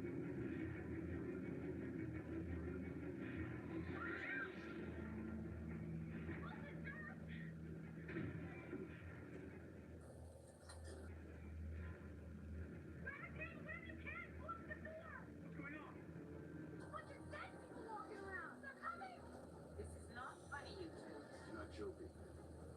Quick, lock the doors and windows. Someone tell me what's going on here? It's the Walking Dead. The what? It was the accident at the chemical plant. All those who were contaminated, they became living dead. And now they need fresh blood of the living. And then the living become like them. That's just what they said in the cemetery. We thought they were going for good. No one got free. Look outside and see for yourself. Yeah, you don't believe them. Look. Oh, that's a good jump scare for kids. Something must have brought them back. Something has awakened them. I think I know what it is. What? It's that ring. It's not the luck at all. It's I don't. Yeah, here's the. Mm. and also just walking dead people outside. I've always hated that thing. It's coming down.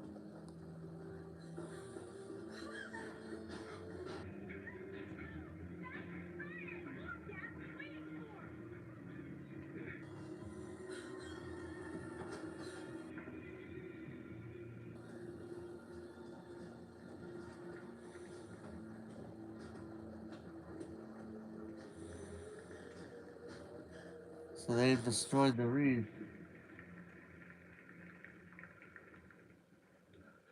Interesting how they all just suddenly stop. Then they come right back for some reason.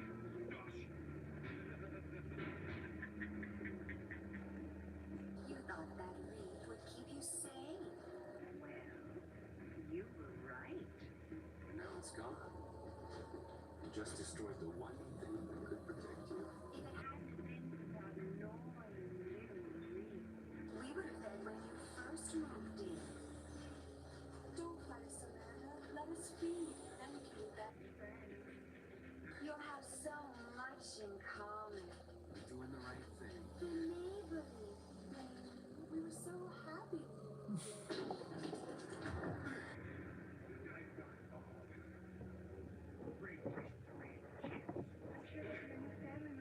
Oh, jeez. For you.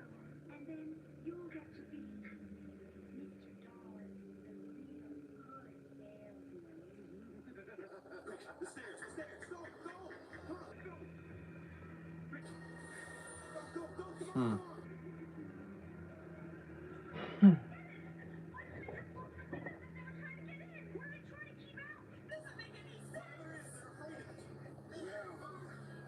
Oh. What the? How did you get through the?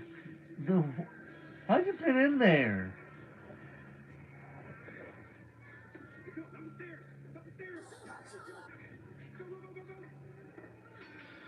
Oh.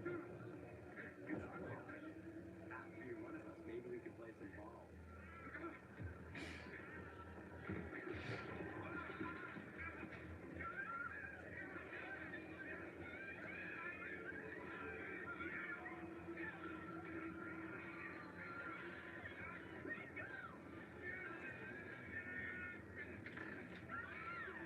What's that?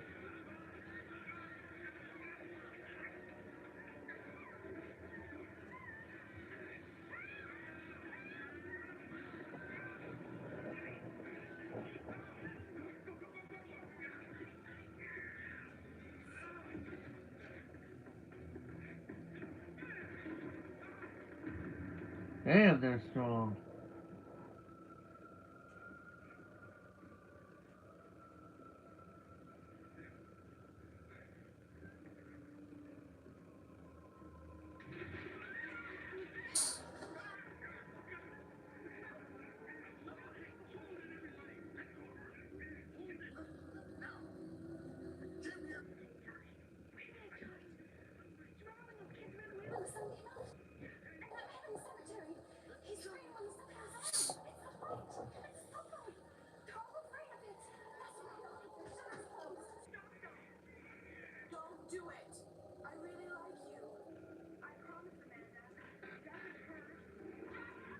It doesn't hurt.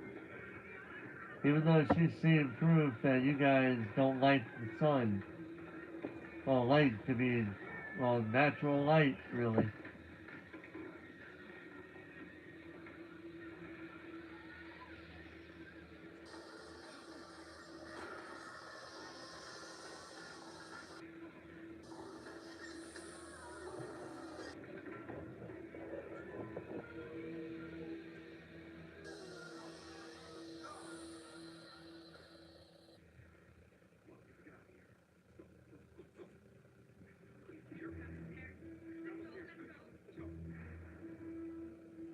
Hmm.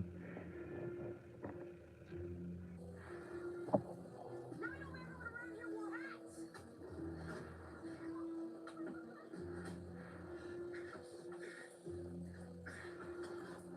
Stop the car, dear. I'm trying. Try again.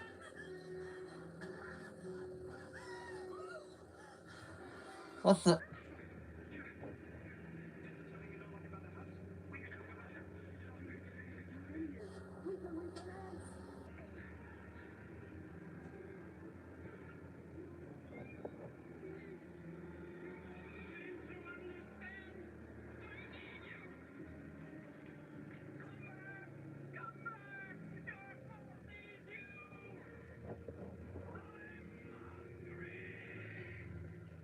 You know, when I was a kid, when I watched this episode, this was like the first episode I watched of Goosebumps.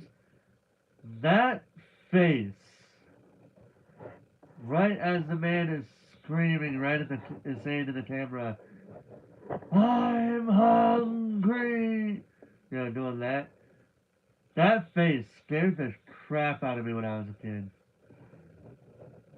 It was really, it was honestly scary. I mean, it's Goosebumps. Of course, it's going to be scary for kids, right? I guess no one wants to stop for lunch. No, I think we should wait until we get to the next town. Next town. Next town. Bright sunshine. That's bright sunshine. Remember, cover up, folks. You want to protect yourself from those harmful rays. Oh, watch out! It's me! Stop! Pull over! Close the doors. Hmm. Pete, we're really glad to see you.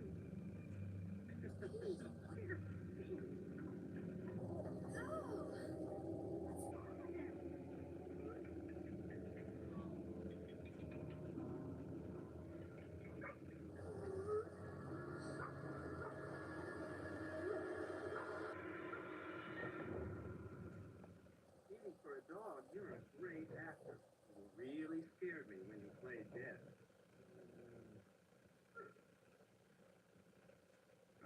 You're acting now, right?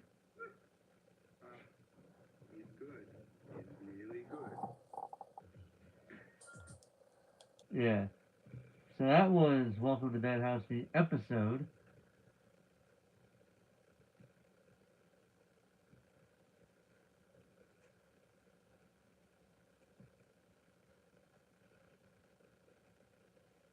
And they even got a promo episode, a promo for the episode, but we're not gonna watch that because we already just watched the episode. Um. Hmm.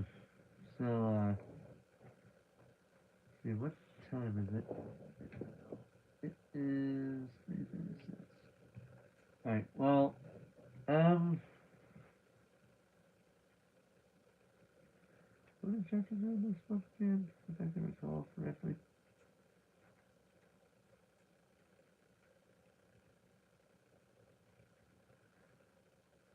Here's what I'm gonna do. I'll go ahead and read chapters 5 through. I'll read chapters 5 through 10, and then on my next reading live stream, I'll read 9 through the end. All right.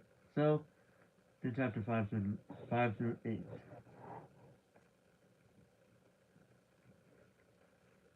Chapter 5. I couldn't breathe.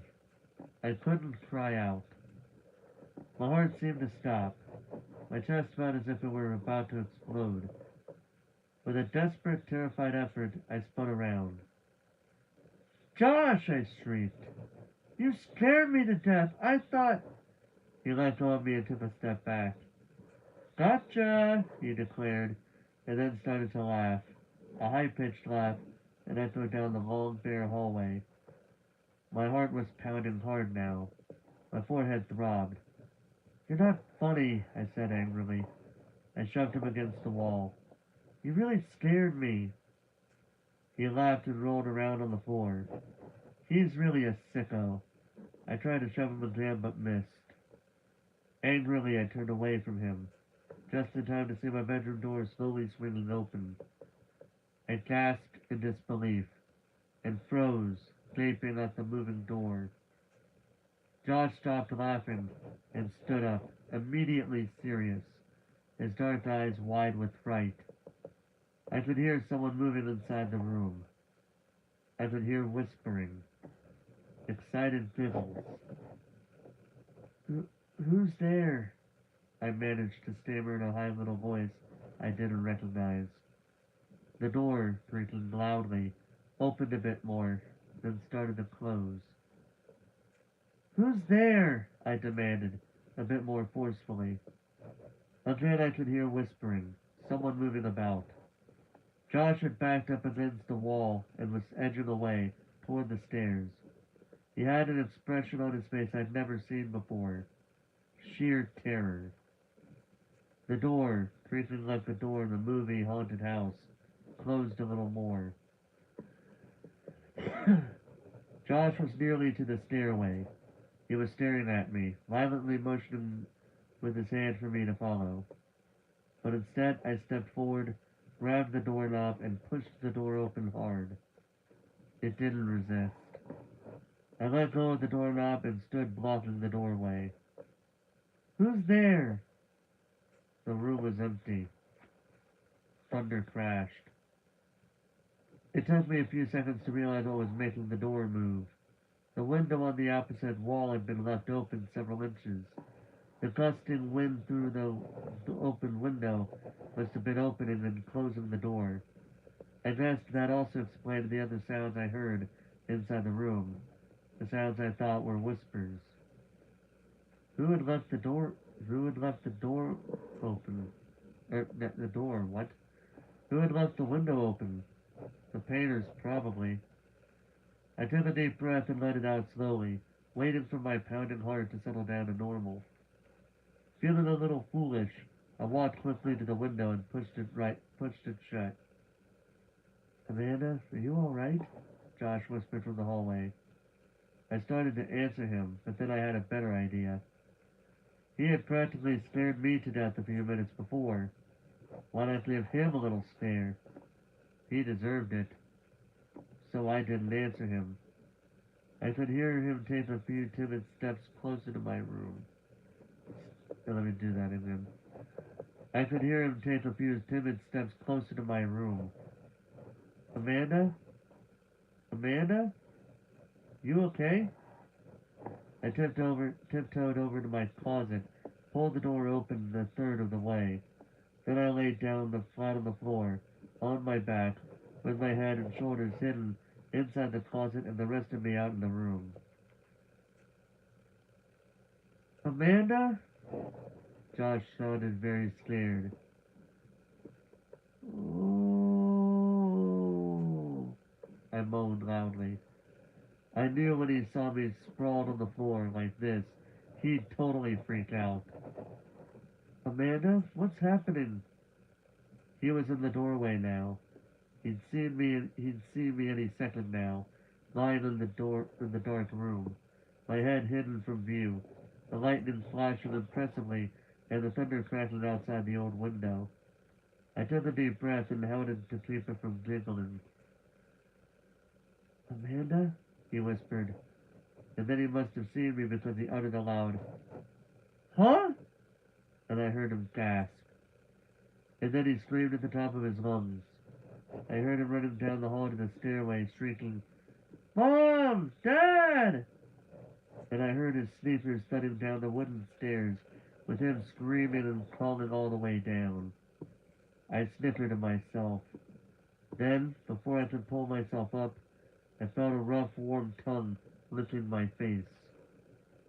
Petey! He was licking my cheeks, licking my eyelids, licking me frantically, as if he were trying to revive me, or as if to let me know that everything was okay. Oh, Petey, Petey! I cried, laughing and throwing my arms around the sweet dog. Stop! You're getting me all sticky! But he wouldn't stop. He kept on licking fiercely. The poor dog is nervous too, I thought. Come on, Petey, shape up, I told him, holding his panting face away with both my hands. There's nothing to be nervous about. This new place is going to be fun. You'll see. You'll see.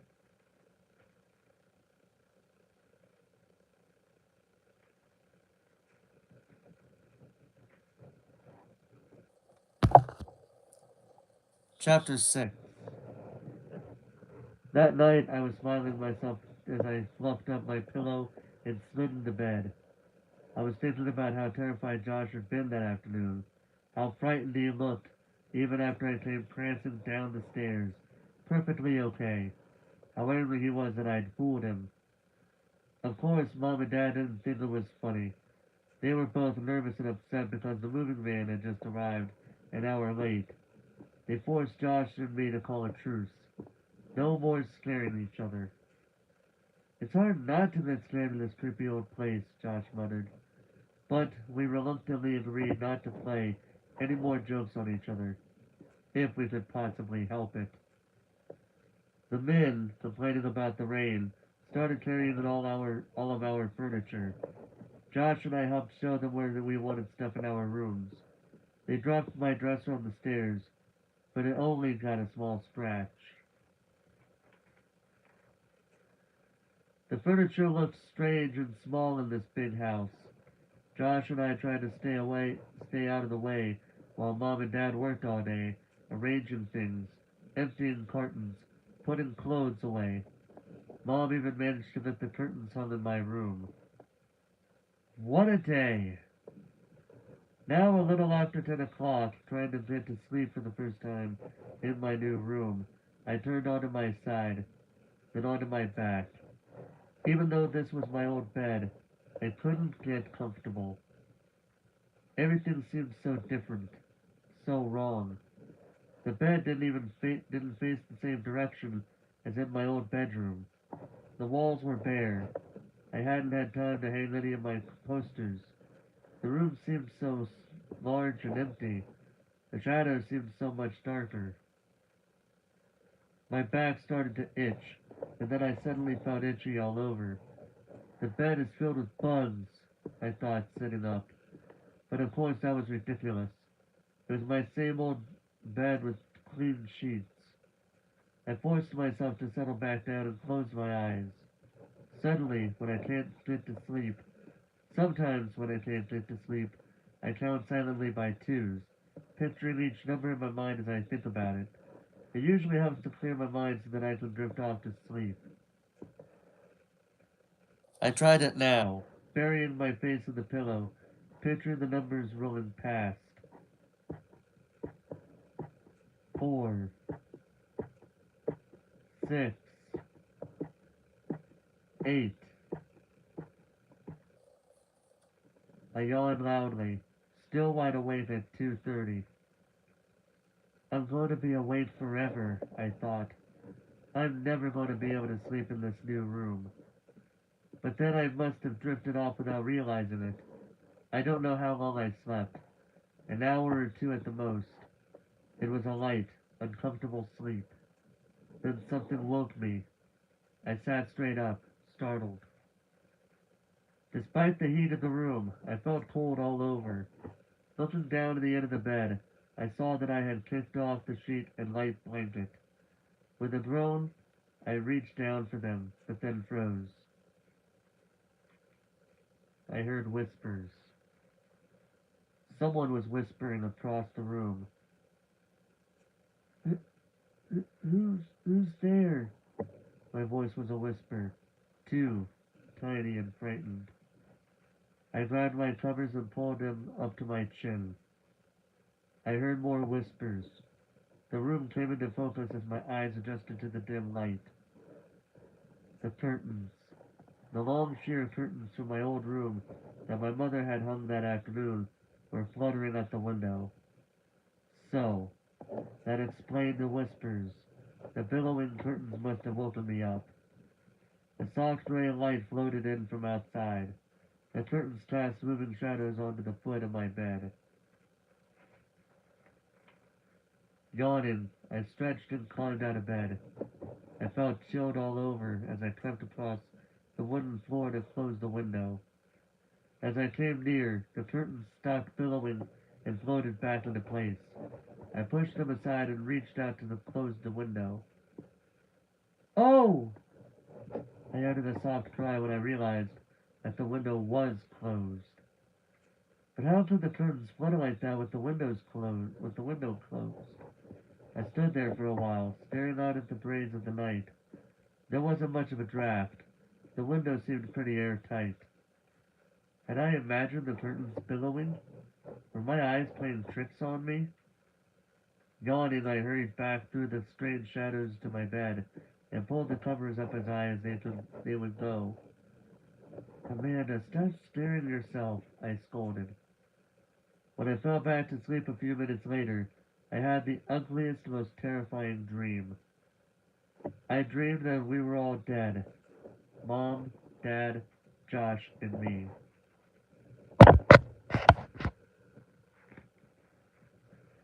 At first I saw us sitting around the dinner table in the new dining room. The room was very bright, so bright I couldn't see our faces very well. They were just a bright white blur. But then slowly, everything came into focus, and I could see that beneath our hair, we had no faces. Our skin was gone, and only our gray-green skulls were left. Bits of flesh clung to my bony cheeks. There were only deep, black sockets where my eyes had been. The four of us, all dead, sat eating in silence. Our dinner plates, I saw, were filled with small bones. A big platter in the center of the table was piled high with gray-green bones, human-looking bones.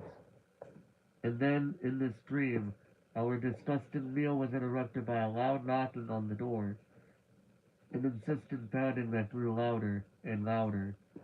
It was Kathy, my friend from back home. I could see her at our front door, pounding on it with both fists. I wanted to go answer the door. I wanted to run from the dining room and pull open the door and greet Kathy. I wanted to talk to Kathy. I wanted to tell her what had happened to me, to explain that I was dead and that my face had fallen away. I wanted to see Kathy so badly, but I couldn't get up from the table. I tried and tried, but I couldn't get up. The pounding on the door grew louder and louder until it was deafening, but I just sat there with my gruesome family, picking up bones from my dinner plate and eating them. I woke up with a start, the horror of the dream still with me. I could still hear the pounding in my ears. I shook my head, trying to chase the dream away. It was morning. I could tell from the blue of the sky outside the window. Oh no. The curtains. They were billowing again, flapping noisily as they blew into the room. I sat and stared. The window was still closed. Chapter 7. I'll take a look at the window. There must be a draft or a leak or something, Dad said at breakfast. He shoveled in another mouthful of scrambled eggs and ham. But Dad, it's so weird, I insisted, still feeling scared. The curtains were blowing like crazy, and the window was closed. There might be a pane missing, Dad suggested. Amanda is a pain, Josh cracked. his idea of a really witty joke. Don't start with your sister, Mom said, putting her plate down on the table and dropping into her chair. She looked tired. Her black hair, usually carefully pulled back, was disheveled. She tugged at the belt in on her bathrobe. Whew, I don't think I slept 2 hours last night. Neither did I said, sighing. I kept thinking that boy would show up in my room again. Amanda, you really gotta stop this, Mom said sharply. Boys in your room, curtains blowing. You have to realize that you're nervous, and your imagination is working overtime. But, Mom, I started. Maybe a ghost was behind the curtains, Josh said, teasing. He raised up his hands and made a ghostly, ooh, wail. Whoa! Mom put a hand on Josh's shoulder. Remember what you promised about scaring each other? It's going to be hard for all of us to adjust to this place, Dad said. You may have dreamed this about the curtains blowing, Amanda. You said you had bad dreams, right? The terrifying nightmares flashed back into my mind. Once again I saw the big platter of bones on the table. I shivered. It's so damp in here, Mom said. A little sunshine will help dry this place out, Dad said. I peered out the window. The sky had turned solid gray. Trees seemed to spread darkness over our backyard. Where's Petey? I asked. Out back, Mom replied, swallowing a mouthful of eggs. He got up early too. Couldn't sleep, I guess, so I let him out. What are we doing today? Josh asked. He always needed to know the plan for the day, every detail, mainly so he could argue about it. Your father and I still have a lot of unpacking to do, Mom said, glancing out to the back hallway, which was cluttered with unopened cartons. You two can explore the neighborhood, see what you can find out, see if there are any other kids your age around. In other words, you want us to get lost? I said, though, I, though she didn't say it in the question. In other words, you want us to get lost, I said.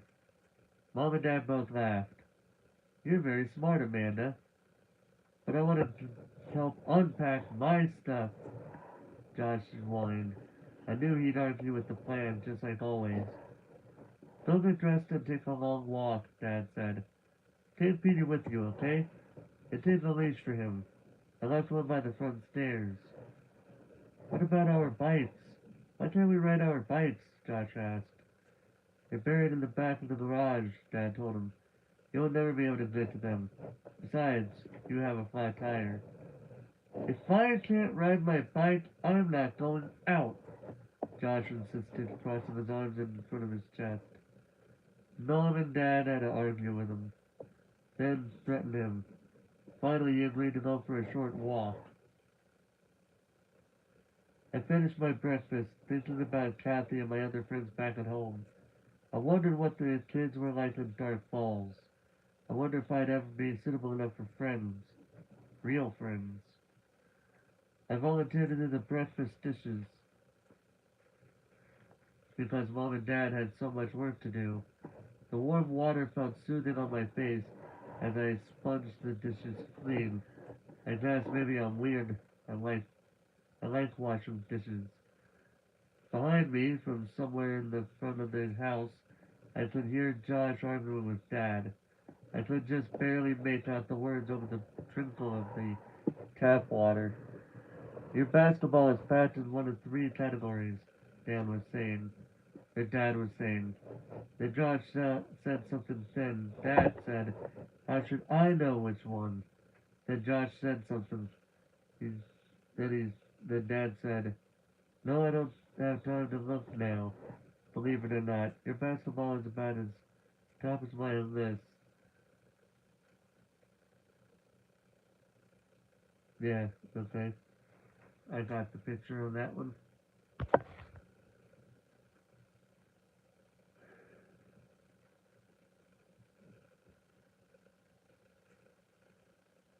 See, Dad said, no, I don't have time to look now. Believe it or not, your basketball isn't at the top of my list. I stacked the last ditch into the toner to drain and looked for a dish towel to dry my hands. There was none in sight, unless it hadn't been unpacked yet. Hmm. Wiping off my, uh, yeah, wiping off my hands on the front of my robe, I headed for the downstairs. I'll be dressed in 5 minutes, I called to Josh, who was still arguing with Dad in the living room. The lease would go out.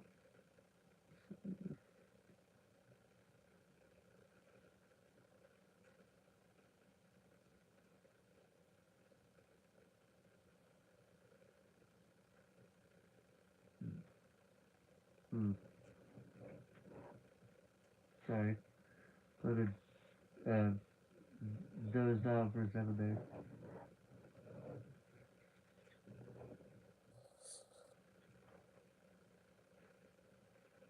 Wiping off my hands on the read that paragraph before it. I stacked the last dish onto the computer to drain, and looked for a dish towel to dry my hands. There was none in sight, unless it hadn't been unpacked yet. Yeah, I did already read that, but I read it again just in case. Wiping off my hands from the first of my roll, I headed for the Steelers. I'll be dressed in 5 minutes, I called to Josh, who was still arguing with with Dad in the living room. There you go, Phil. Oh, sorry. Then we can go out. Yeah, I completely butchered that sentence there with that. Let's see here.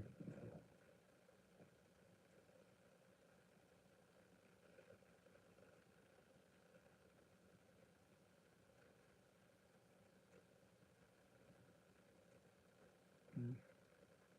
Yeah, sorry. That was an awful man. I need to stop doing that. I started up the front stairs, and then stopped. Above me on the landing stood a strange girl about my age, with short black hair. She was smiling down at me, not a warm smile, not a friendly smile, but the coldest, most threatening smile I have I had ever seen. Yeah, I'm starting to get tired of it right now.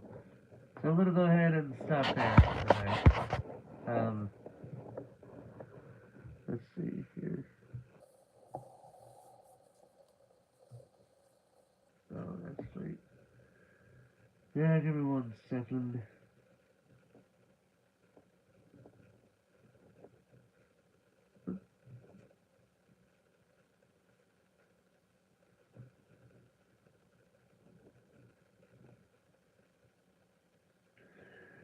Okay, let's see what you got.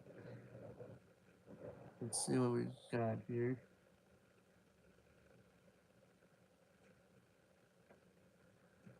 So I'm gonna go ahead and redirect.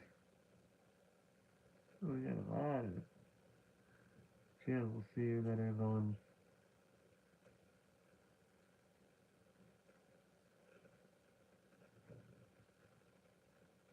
Hmm. I'm gonna go ahead and read person that I did watch a live stream earlier. Her name is Croco. Great person. One of my yeah, great person right here, and I'm actually seeing it live right now. So we'll see how this goes. But yeah, I did have a good time reading the book. I mean, just the fact that I got about halfway through the book is not bad, even though I did take a bit. Basically, if I'm able to watch something for a little, like take a little break and whatever, if that's okay with you guys, I'll probably do a poll. See what you guys think about that, if that's alright with you guys. But still being able to read the book in some way, but yeah. So it's currently 4 o'clock in the morning. I need to go to bed. I gotta work in 12 hours. So yeah. Before I end the stream, I should probably click the save button. So that way it's right there. But anyway, guys, that's gonna do it for me. for watching. Hope you guys enjoyed. And until next time, ladies and gentlemen, this is Forrest Walpole signing off.